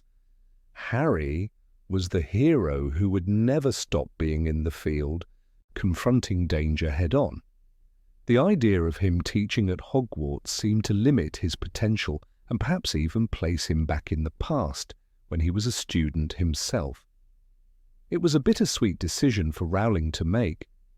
On one hand, Harry's growth as a teacher would have been a beautiful conclusion to his character arc. He would have stood at the front of the classroom sharing his wisdom with young wizards who would look up to him as a living legend. But on the other hand, Rowling recognized that Harry was someone who could never truly settle into a domestic, academic life. He had become so much more than that. He was not just a symbol of hope and resistance to evil, but also a figure of action who would continue to stand on the front lines. This idea of Harry as a professor can still be found in various fan theories and interpretations. The notion of Harry taking up the post of defense against the dark arts teacher has been a popular topic among fans, with many imagining what he would be like in that role. They envision him as a no-nonsense instructor, passionate about the subject, and using his personal experiences to teach his students how to protect themselves from the dark forces lurking in the wizarding world. It is not hard to imagine Harry, once a student who was constantly fighting for survival, becoming a beloved teacher who inspired his students with both his knowledge and his resilience. In fact, there's a certain resonance between this idea and the way the character of Remus Lupin was portrayed during Harry at a third year at Hogwarts. Lupin, who had been a former student at the school himself, returned to teach defense against the dark arts, and his approach was both personal and empathetic. Harry admired Lupin not just because of his skills as a teacher, but because of the way he made the students feel safe while confronting real dangers. It would have been a poetic continuation for Harry to take up this role and bring his own experiences to the classroom. However, Rowling made the conscious choice to keep Harry moving forward, refusing to trap him in the safe confines of Hogwarts. The idea that Harry would continue the fight outside the walls of the school in the broader wizarding world was made even clearer when we see his post-Hogwarts life in the epilogue of Deathly Hallows. Harry is working at the Ministry of Magic as an auror, continuing the work that he had done for many years. The position of Defense Against the Dark Arts teacher would have been a comfort, but Rowling understood that Harry had outgrown the role of a student and even the role of a teacher at Hogwarts. He needed to be out there, confronting the ongoing threats to the magical world. And that is what he does. He is not someone who can remain in the safety of the school, but instead must continue to fight for the greater good, even in adulthood. Moreover, the decision to make Harry an auror also serves to further distance him from the world of Hogwarts. Harry is now working within the very institution that had once been the symbol of everything he fought against: corruption, injustice, and the darkness that Voldemort had instilled in the wizarding community. But Harry's role in the ministry is not just a job, it's a continuation of his quest for justice. As an auror, Harry would be tasked with hunting down those who would threaten the peace and security of the magical world. This idea of Harry as a protector, not just a survivor, is one that resonates deeply throughout the series. While Harry as a professor remains a tantalizing possibility, it is perhaps for the best that Rowling chose to move in a different direction. The strength of the series lies in the constant evolution of its characters. Harry's journey, though it began in the confines of Hogwarts, was never meant to end there. He had outgrown the school by the time the final battle came, and it would have been a disservice to him as a character to have him return to a life of teaching within its walls. His place was out there, in the wider world, making a real difference. And while some fans may still wish that they could have seen Harry as a professor, this decision adds to the sense of closure and growth in the series. Harry's journey was always about pushing forward, not looking back. There is also the question of the other characters. Harry was not the only one who grew and evolved throughout the series. Ron and Hermione, his closest friends, also moved on to important roles in the post-Voldemort world. Hermione, for instance, would go on to become a key figure in the Ministry of Magic, pushing for equality for all magical beings. Ron, too, found his place, working alongside his brothers at Weasley's Wizard Wheezes. Each of these characters had their own path to follow, and it would have been difficult to reconcile the idea of Harry becoming a teacher while still allowing his friends to continue their own journeys. The absence of Harry as a professor does not detract from his legacy or his place within the world of Harry Potter. He remains a symbol of hope, bravery, and resilience, but his story was never one of settling down. He was always meant to be on the front lines, battling evil and fighting for what was right. The idea of Harry as a professor is a lovely thought, but ultimately it is not the role that suits him best. He is not meant to be confined by the walls of Hogwarts. Harry's destiny was always to move forward, to continue fighting for a better world, and that is precisely what he did. The bitter-sweet nature of this unfulfilled possibility, however, shows just how much Harry had grown. From the frightened boy who stumbled into Hogwarts for the first time to the brave young man who took on Voldemort, Harry had become a figure that people looked up to, not just for his courage, but for his ability to inspire others. Harry's place was not as a teacher, but as a protector, someone who would continue to lead the charge against the forces of darkness, no matter where they appeared. Number 23, The Hidden Library of Hogwarts. There is something particularly enchanting about the Hogwarts Library, the heart of knowledge and secrets that every student encounters, yet few fully understand. Madame Pince, the ever-watchful librarian, seems to embody the very essence of the library itself, stern, organized, and mysterious. However, in the early drafts of J.K. Rowling's Harry Potter series, there existed a hidden secret beneath the library's stone floors, a secret so rich with magic that it could have significantly altered the narrative of the wizarding world as we know it. The concept of a secret library was once part of the story that Rowling was crafting, but in the end, it was a place that would remain a mere shadow in her notebooks, an idea scrapped before it could fully take form.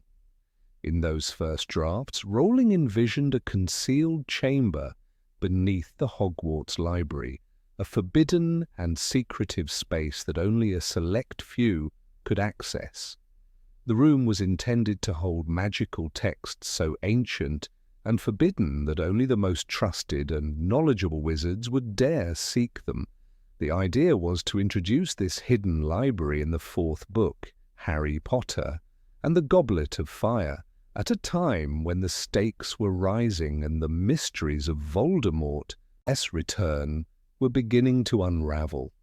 It would have been a place where Harry could uncover ancient magical texts related to Horcruxes, an essential key to understanding the Dark Lord's power.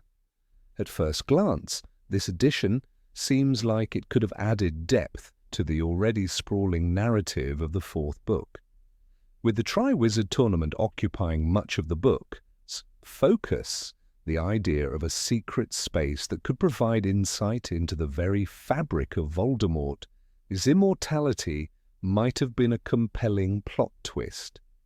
Imagine Harry stumbling upon an old tome that detailed the creation of Horcruxes, or discovering a manuscript containing Voldemort's early dark magic. The narrative would have found yet another layer of intrigue, placing Harry, along with Hermione and Ron, in the heart of magical knowledge that could ultimately bring them closer to defeating their nemesis. But this was not the path Rowling chose. In the final versions of the books, Rowling decided that the Hogwarts Library would remain as it was, a grand place of knowledge, yet steeped in its own mysteries, accessible only to those who sought its contents with intent. The introduction of a secret chamber beneath the library would have added yet another place to the already long list of enigmatic locations within the school. Between the Forbidden Forest, the Room of Requirement, and the third-floor corridor, Rowling realized that there was no room for a hidden library that could shift the focus too much away from the larger narrative threads. It's easy to see why Rowling might have had this vision. The library was already an integral part of Hermione's life. She was a regular visitor, a scholar whose dedication to her studies often surpassed that of her peers. The books she pored over became a source of wisdom, providing the trio with the tools they needed to solve problems, defeat obstacles, and understand the greater conflicts at play in their world.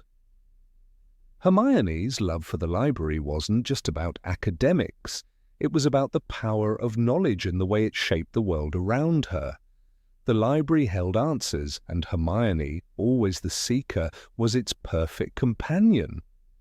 But imagine a more tangible hidden library beneath the existing one.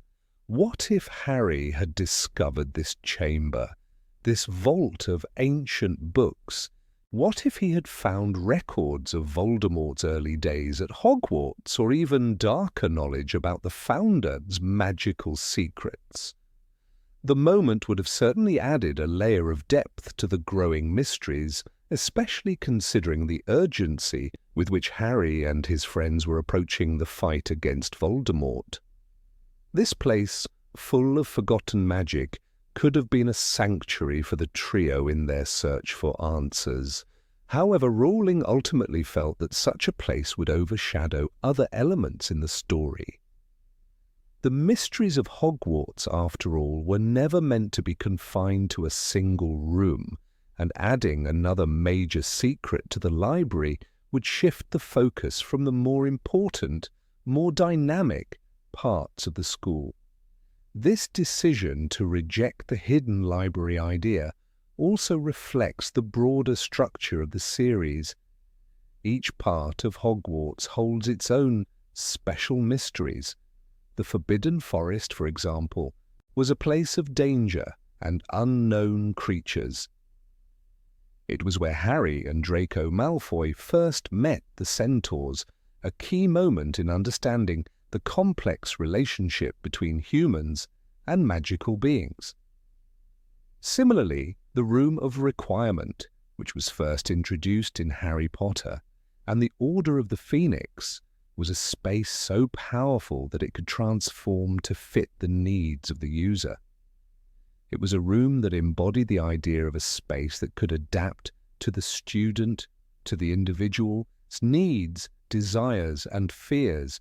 And then, of course, there was the third-floor corridor, which hid the magical three-headed dog Fluffy, guarding the trap door that led to the Philosopher's Stone. Each of these locations held significance beyond just being magical places. They were tied to the school, history, to the lore that had grown up around Hogwarts over the centuries. They all contributed to the sense of wonder that permeates the books, as well as the feeling of danger and awe that Hogwarts held for its students. By distributing the mystery throughout the school in this way, Rowling was able to craft an environment that felt like a living, breathing entity. Hogwarts was not just a backdrop for the story, it was a character in its own right. Each hidden room, forbidden forest, and mysterious corridor added to the atmosphere of a school where secrets waited to be uncovered at every turn.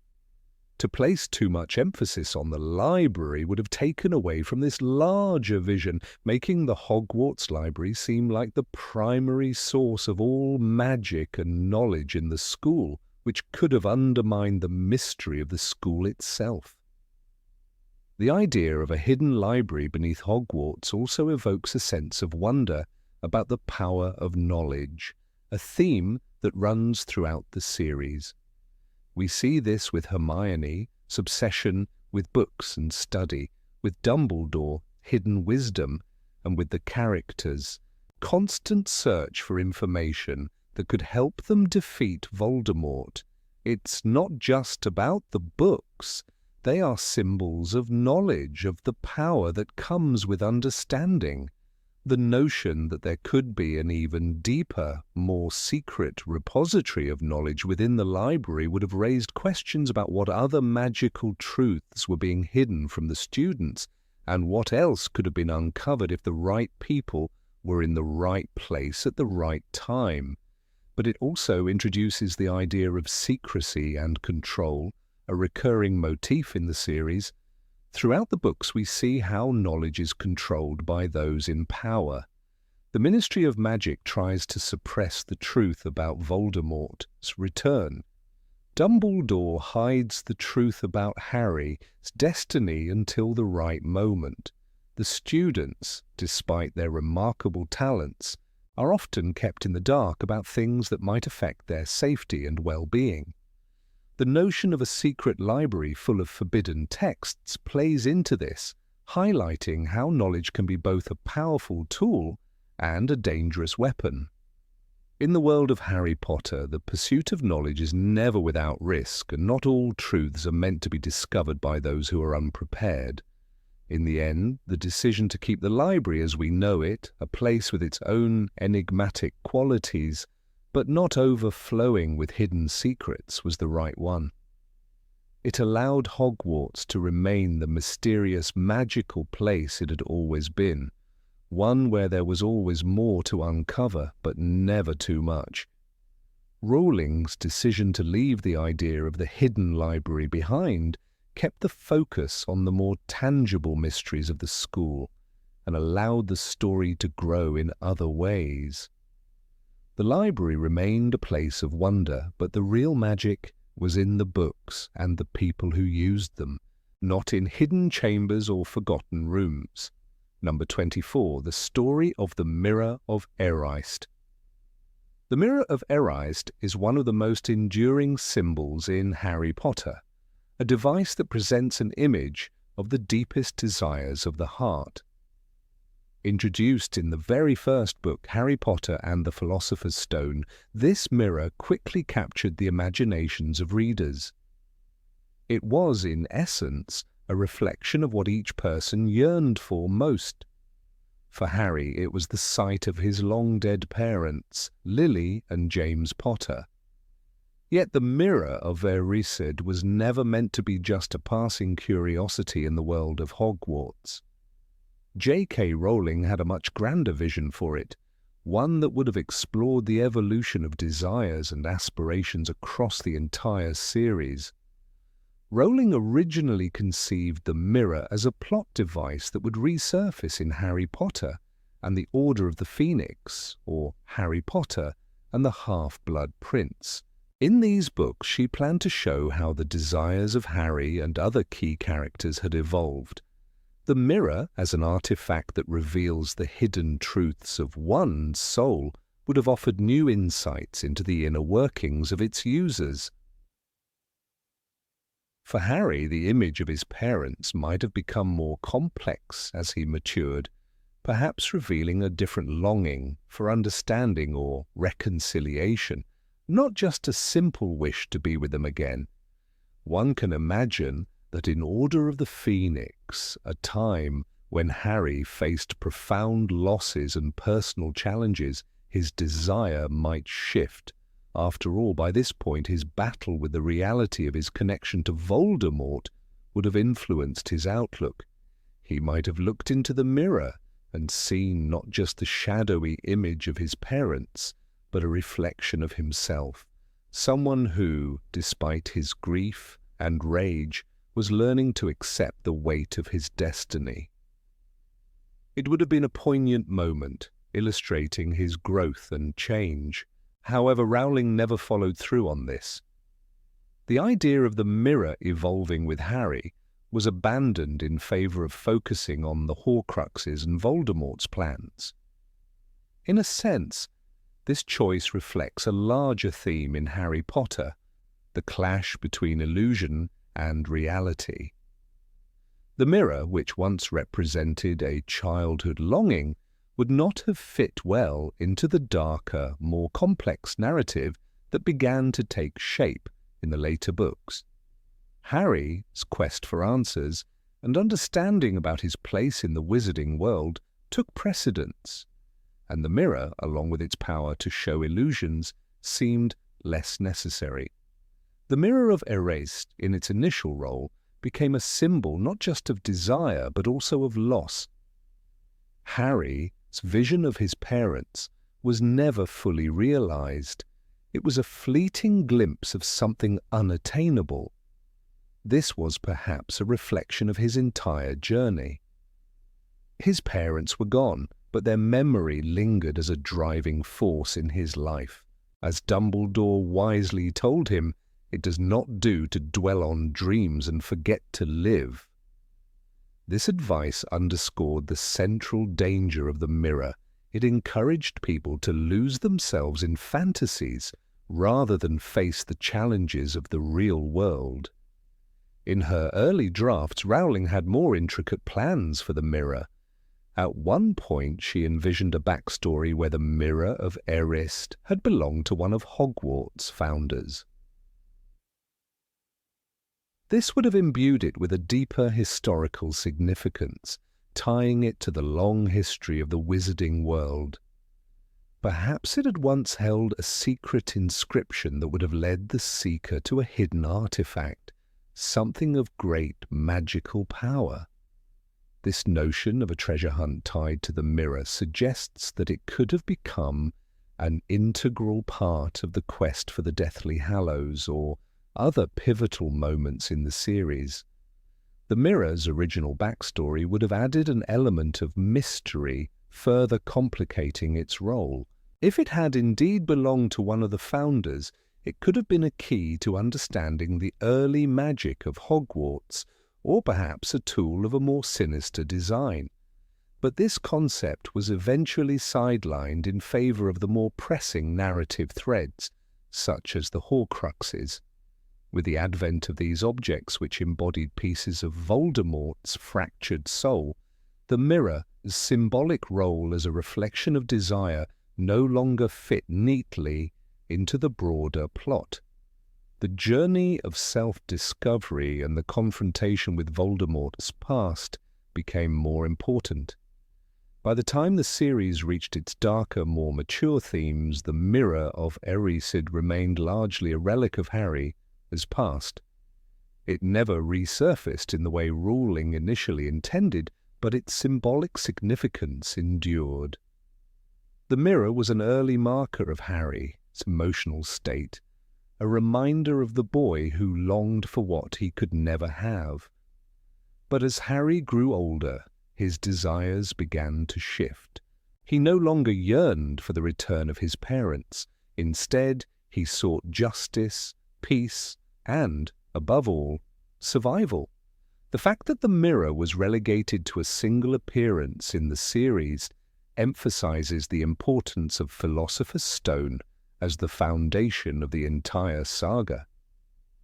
The mirror stood at the threshold of Harry's journey, revealing the core of his innocence and the purity of his grief. But as the books moved forward, Harry's relationship with the past, especially with his parents, became more complicated. He learned that holding on to the past could prevent him from fully embracing the future. In many ways, the mirror represented the idealistic dreams of youth, those fleeting moments when we think that getting what we want will somehow make us complete. But as the series progressed, these idealistic notions were stripped away. Harry learned that true fulfillment did not come from revisiting the past, but from making choices in the present, however painful they might be. The mirror then became a metaphor for the dangerous allure of nostalgia and the need to move forward rather than clinging to what can never be. For other characters too, the mirror would have reflected their changing desires. Ron Weasley, for instance, looked into the mirror and saw himself as the victor, the center of attention, free from the shadow of his brothers. His longing was a reflection of his insecurity, a desire to step out of the shadow of his family, success. But as Ron grew, he began to realize that his worth was not defined by accolades or recognition. His journey, like Harry's, was about understanding his own identity beyond the superficial desires of youth. Even Snape, whose life was marked by tragedy and regret, could have found new revelations in the mirror had it been revisited. His desire to save Lily Potter to undo the past was one of the driving forces behind his actions. The mirror, with its promise of unfulfilled wishes, could have further explored Snape's internal conflict. By the time of the Half-Blood Prince, he was a man defined by loss and sacrifice, perhaps seeking redemption in the quiet, haunting reflection of his own heart, his desires. The mirror's absence in the later books can also be seen as a reflection of the larger themes of the series, As Harry, Ron, Hermione and their friends matured, their desires became more grounded in the real world. The magical fantasies of childhood faded, replaced by the complex and often painful realities of war, friendship, and sacrifice. The mirror, a relic of an earlier time in Harry's life, could not follow them on their journey. Its role had been fulfilled in Philosopher's Stone, where it served as a poignant introduction to the themes of longing and loss that would echo throughout the series. Ultimately, the Mirror of Erised serves as a reminder of the dangers of dwelling too much on the past. Its fleeting glimpse of Harry, parents in the first book, is heartbreaking because it represents an unreachable desire. As the series progressed, Harry learned that looking too long into the Mirror of Erised would prevent him from moving forward. Instead, he chose to face the truth, no matter how painful, and accept his role in the fight against Voldemort. Rowling's decision to leave the mirror behind in the first book was a subtle yet powerful narrative choice. It was a symbol of childhood innocence and illusion, a stark contrast to the darker, more grounded themes that would come to define the series. The Mirror of Erised may have disappeared from the storyline, but its impact lingered, a reminder that true growth often requires leaving behind the desires of the past in order to embrace the reality of the present. Number 25. Betrayal within the Order of the Phoenix. In the complex, war-torn world of Harry Potter, betrayal is an ever-present shadow. From the very first book, where Harry learns about the treachery of Professor Quirrell, to the eventual revelation of the final betrayal in Deathly Hallows, J.K. Rowling weaves the theme of deception into the fabric of the story. While Voldemort's followers, the Death Eaters, serve as the primary antagonists, the true depth of betrayal is often internal, with figures whom Harry trusts or believes he can trust turning against him. Among the most significant betrayals is the idea of a double agent within the Order of the Phoenix, a notion that Rowling seriously considered but ultimately decided against for the sake of the story is emotional tone. The idea of betrayal within the Order was particularly potent because of the loyalty and sacrifice that the group represented. The Order was formed to fight against the dark forces of Voldemort, and in many ways it became a symbol of resistance in the face of overwhelming odds. Yet as with any rebellion, there is always the danger that someone within will crack under pressure, revealing themselves to be working for the enemy. Rowling, who has always had a keen eye for the darker aspects of human nature, entertained the notion that one of these supposed allies might be a double agent. But who would fit this mold? Two names stood out during her early drafts: Hestia Jones and Kingsley Shacklebolt. Hestia Jones, a relatively minor character in the series, was a member of the Order who had a particularly strong sense of duty and responsibility. A part of the group's trusted inner circle, Hestia, his role in the Order was that of a supporter, often providing protection and gathering information. Yet Rowling considered the possibility of her character turning, betraying the group in a desperate act of self-preservation or ideological shift. What if, like Peter Pettigrew, she had been working for Voldemort all along? The thought would have been devastating for the Order and Harry, who had come to view each member as a cornerstone of their resistance against evil. But Hestia was not the only one under suspicion. Kingsley Shacklebolt, the steady and dignified Auror, also found himself in the crosshairs of Rowling sans imagination. Kingsley was introduced as a reliable and calm figure, a trusted member of the Order who played an important role in the battle at the Department of Mysteries. His deep sense of justice made him seem almost incorruptible. But what if, as Rowling pondered, his calm demeanor was a facade, hiding his true allegiance to the Dark Lord? What if Kingsley had been a spy, a planted figure in the Order, silently feeding Voldemort valuable information? His betrayal would have been a devastating blow to Harry and the others, especially given his integral role in the defense against Voldemort's forces. Despite these intriguing possibilities, Rowling eventually decided against pursuing this storyline.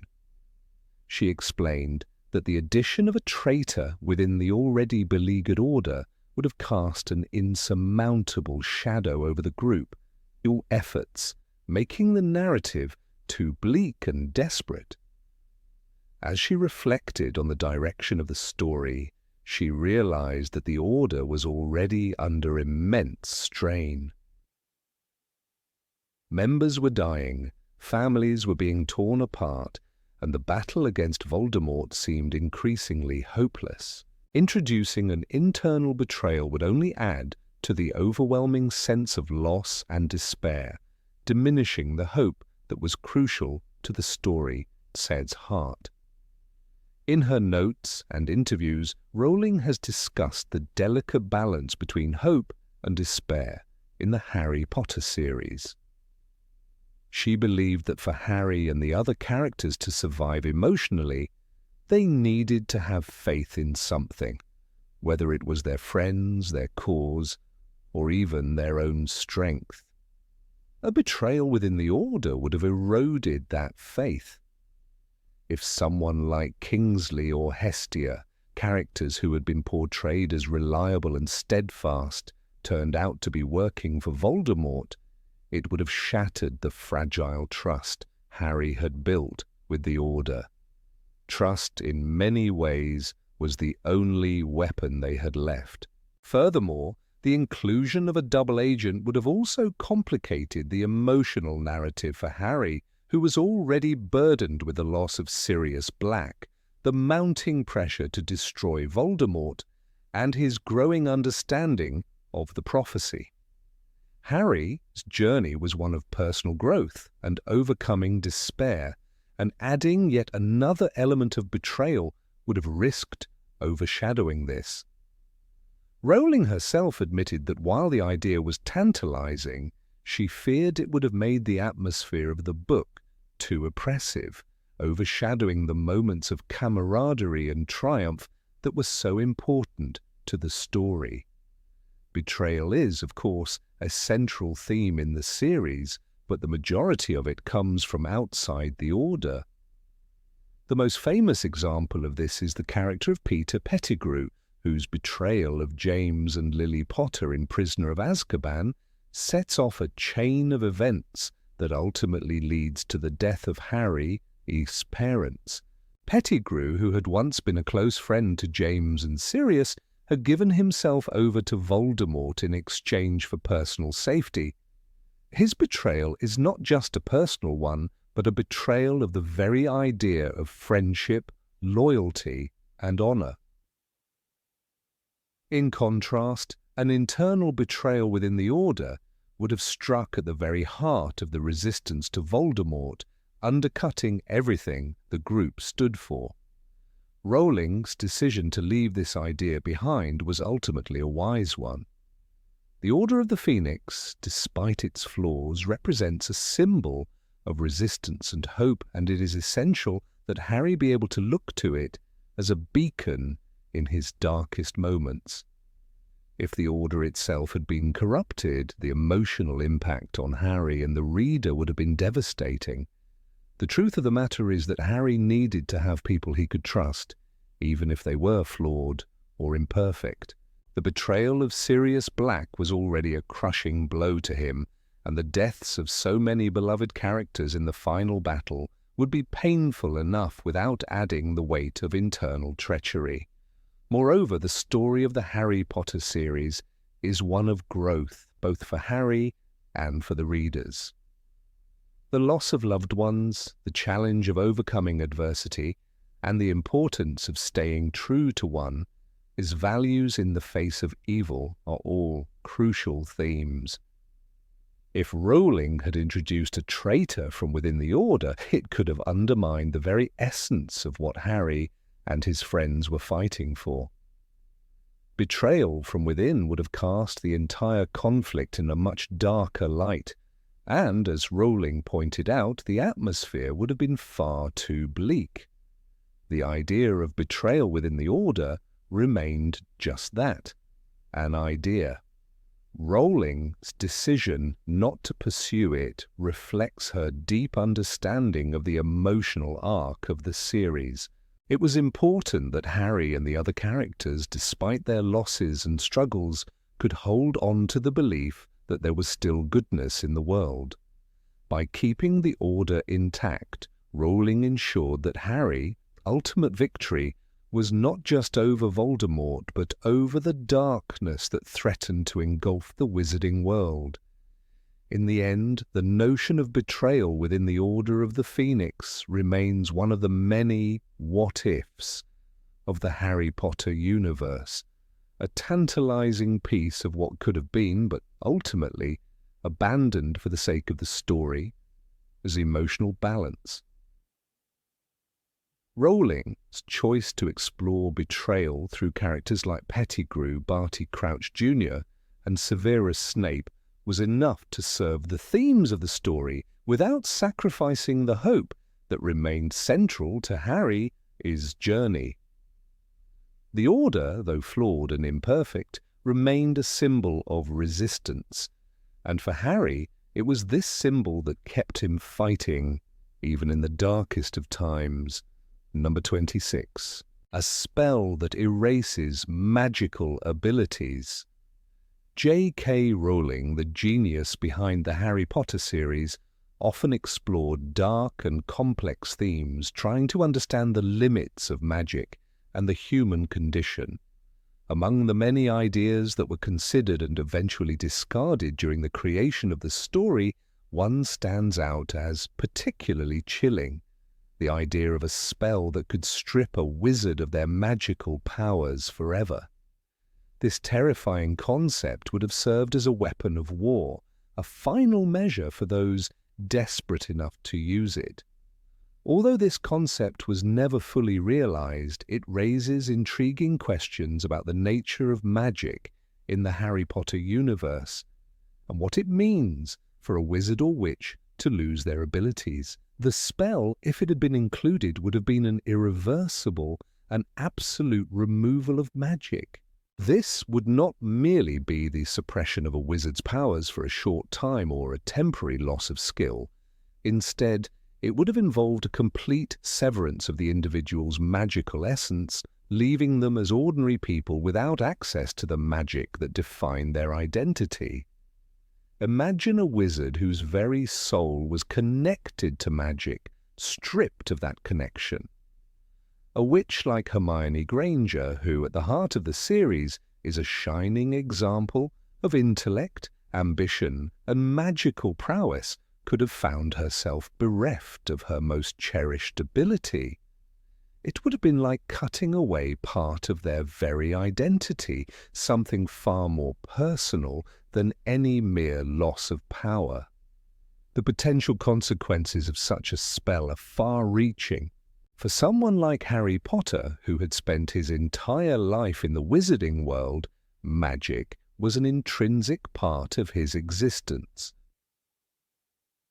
His first encounter with magic occurred when he was still a baby, surviving the killing curse that killed his parents, thanks to the magical protection imbued by his mother as love.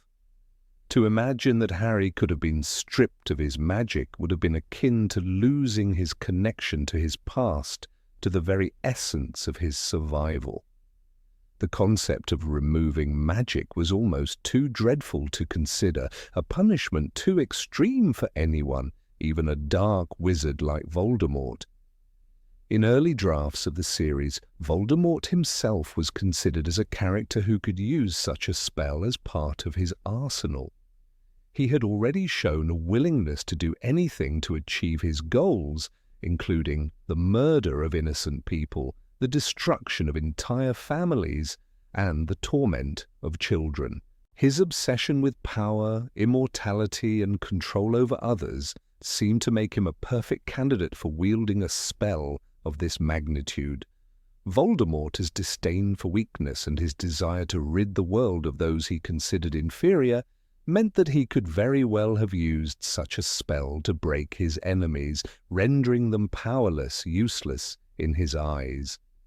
The thought of him threatening to strip Harry Potter of his magic adds a horrifying layer to their rivalry, turning their battle into something far more personal and devastating.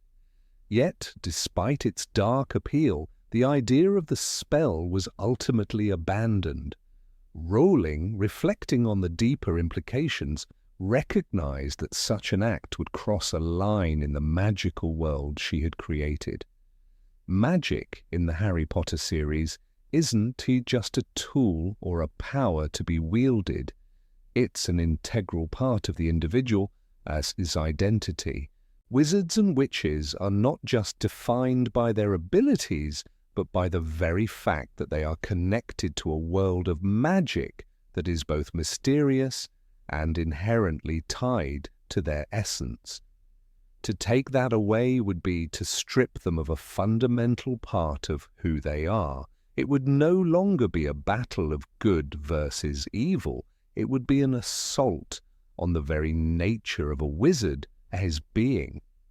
Rowling, in her wisdom, feared that the concept of an absolute, irreversible loss of magic might have been too disturbing for her readers. It was one thing to take away power temporarily, to diminish a person's magical abilities for a time. But it was something far more horrific to envision a world where magic could be permanently erased from someone's life. It would have been a brutal and inhumane act, one that could have created an irreparable rift in the fabric of the magical world. For Rowling, such a narrative choice seemed to be too much of a break from the internal logic of the wizarding world. Furthermore, there was the issue of Voldemort himself. His entire existence was built on his thirst for power and immortality. However, his magic, while deadly and dangerous, was still bound by the rules of the magical world. Taking away someone's magic forever would imply that there was a force greater than magic itself, a power capable of controlling or overriding even the most potent of spells. This would have introduced a level of complexity that, while intriguing, was perhaps better left unexplored. The idea of Voldemort using a spell to erase magic would have been too far removed from the central themes of the story. While the idea was scrapped, it is worth noting that it fits within the darker elements of the series. Voldemort, with his twisted view of what magic and power should be, would have likely embraced the spell as a tool for ultimate control. Imagine his delight at the prospect of rendering Harry Potter completely helpless. Stripped of everything that made him special, Harry's magic was his identity, his connection to his parents, his legacy. To take that away would have been the ultimate revenge, a victory that transcended all others. But as unsettling as this scenario might have been, it was ultimately deemed unnecessary by Rowling. The idea of a spell that could sever the bond between a wizard and their magic speaks to one of the central themes of the series, the nature of power and identity. The magical world of Harry Potter is one where power is not just a means to an end, it is deeply tied to the character's sense of self. Hermione, as intelligence, Ron, as loyalty, and Harry, as courage are all inextricably linked to their magical abilities. To remove that would have been to take away their very core. The spell, then, could have been seen as an attempt to challenge the nature of identity itself. But the question it raises, whether a person could still be themselves without their magic, would have been far too unsettling for the world that Rowling created. The issue of identity also plays out in the way that the wizards and witches in the series view each other. There is a constant tension between the pure-blood wizards who consider themselves superior and the Muggleborns who are often treated as inferior. The notion of a spell that could permanently strip someone of their magic speaks to this divide. It implies that someone's worth is tied directly to their magical abilities. In the wizarding world, a person's magic is an essential part of their social standing and self-worth. This idea of stripping someone of their magic challenges that notion, creating an unsettling space where power and identity are inextricably linked. Despite this, the removal of magic was never fully embraced. Rowling, reflecting on the idea, realized that the central conflict of the series, good versus evil, was better served by the stakes that were already in place. The characters' struggles were powerful because they were not just about magic, but about their relationships with each other and their personal growth. To remove magic entirely from a character would have been to diminish the very thing that made them who they were. It would have been too final, too extreme, and perhaps even too cruel. The idea of the spell may have been a compelling one at first, but Rowling wisely decided to abandon it. By doing so, she allowed her characters to remain tied to the world of magic in a way that felt authentic and meaningful. The stakes of the story remained high, but they did not require the complete erasure of a character's essence. Instead, the conflicts in the Harry Potter series became more about the choices that the characters made, the love they shared, and the strength of their friendships. In the end, this is what made the series so powerful. The magic was important, but it was the characters themselves who brought the story to life. Number 27. Fred survived, but was severely injured. The final pages of Harry Potter and the Deathly Hallows were, for many readers, the hardest to digest. With the Battle of Hogwarts reaching its climax, the stakes were higher than ever, and the emotional toll on readers was profound.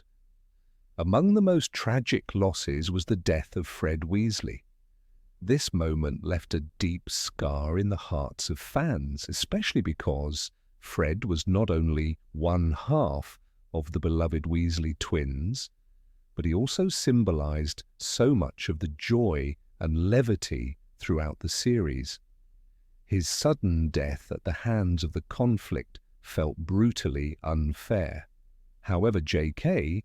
Rowling had initially envisioned a different fate for Fred, one that would have fundamentally altered the nature of his death and, by extension, the tone of the final chapters. In an alternate version of the story, Fred Weasley survives the Battle of Hogwarts, but his survival comes at a harrowing cost. Rather than losing his life, he is left physically broken, a casualty of war not unlike many others, but in a way that serves as a constant reminder of the price of victory. Instead of succumbing to the blast of a curse that claimed him in the original narrative, Fred would have been gravely injured, losing his hearing, his vision, or the ability to speak. He would live, but the life he would lead afterward would be forever altered, irreversibly marked by the consequences of the war. This alternate vision for Fred's fate would have brought a new layer of complexity to the story. His survival would have served as a constant reminder of the brutal toll of the battle, a living reflection of the sacrifices made. Fred's absence would have created a void, but his altered existence would have been an ongoing pain, a silent echo of the costs of the victory. His presence, albeit scarred, would have forced the characters and the readers to confront the idea that victory in war is never without its lasting consequences. Living with these consequences, struggling through the daily battles of a changed life, could have provided a compelling narrative for Fred, who was always known for his resilience and humour. However, as much as this alternate version might have added a powerful new dynamic to the story, J.K. Rowling ultimately decided against it. She concluded that a life broken in this way would be too painful for both the characters and the readers. The suffering that Fred would have experienced in contrast to his death would have been an ongoing, relentless reminder of what had been lost. While his survival would have made him a symbol of endurance, it would also have forced readers to continually confront the sorrow of his suffering. Rowling's decision to let Fred die instead of living with a permanent disability was rooted in a desire for clarity and catharsis. Death, in this case, serves a more profound narrative purpose. It is an undeniable final marker of the cost of war, of the irreversibility of loss. The death of Fred Weasley allows readers to feel the weight of the loss without the constant reminder of what could have been, of a life lived with constant pain and limitation. By choosing death over survival, Rowling allowed the emotional impact of Fred passing to be clean and sharp, leaving no room for the lingering agony that might have come with his survival. His death was a turning point in the book, a moment that marked the irrevocable loss of innocence for the Weasley family and for the wider wizarding world. It was a moment that solidified the reality of the war and the sacrifices that had been made. The Weasley twins had always been the comic relief in the series, the characters who brought lightness and humour in the darkest of times. But with Fred's death, that lightness was snuffed out. The juxtaposition of Fred's vitality and humour with the brutality of his death created a powerful emotional impact, one that would have been diminished if he had survived and become a shadow of himself. The idea of Fred becoming a broken, damaged version of himself also introduces a question about the role of suffering in the narrative. Would his continued life, full of struggle and pain, have contributed to the story in a meaningful way? Or would it have served to perpetuate the sadness without offering a resolution? In a world already filled with loss and hardship, Fred's survival as a disabled character might have risked overshadowing the other stories of resilience, particularly the final moments of the Weasley family and their ultimate victory over the forces of evil. The Weasley family, who had already lost so much, would have had to live with this additional burden of caring for a beloved son and brother who could no longer fully participate in the life they had once known. The strain on their emotions would have been immense, as they would have been forced to watch Fred struggle with his limitations every day, a constant reminder of the price they had paid. In the emotional landscape of the story, this would have created an unrelenting sense of grief and responsibility, overshadowing the moments of joy and relief that came after the battle.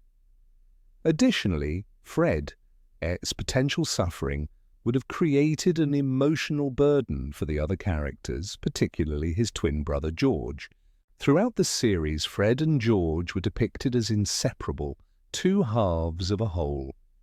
The idea of one twin surviving while the other died would have created an even deeper sense of loss and guilt for George, who would have had to reconcile with the fact that his brother was still alive, but no longer the same person.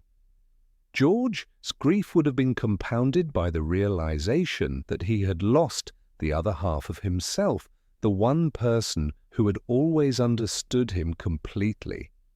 This emotional dynamic could have overshadowed George's own journey toward healing and recovery. In many ways, the finality of Fred, as death, served a greater emotional purpose than his survival could have.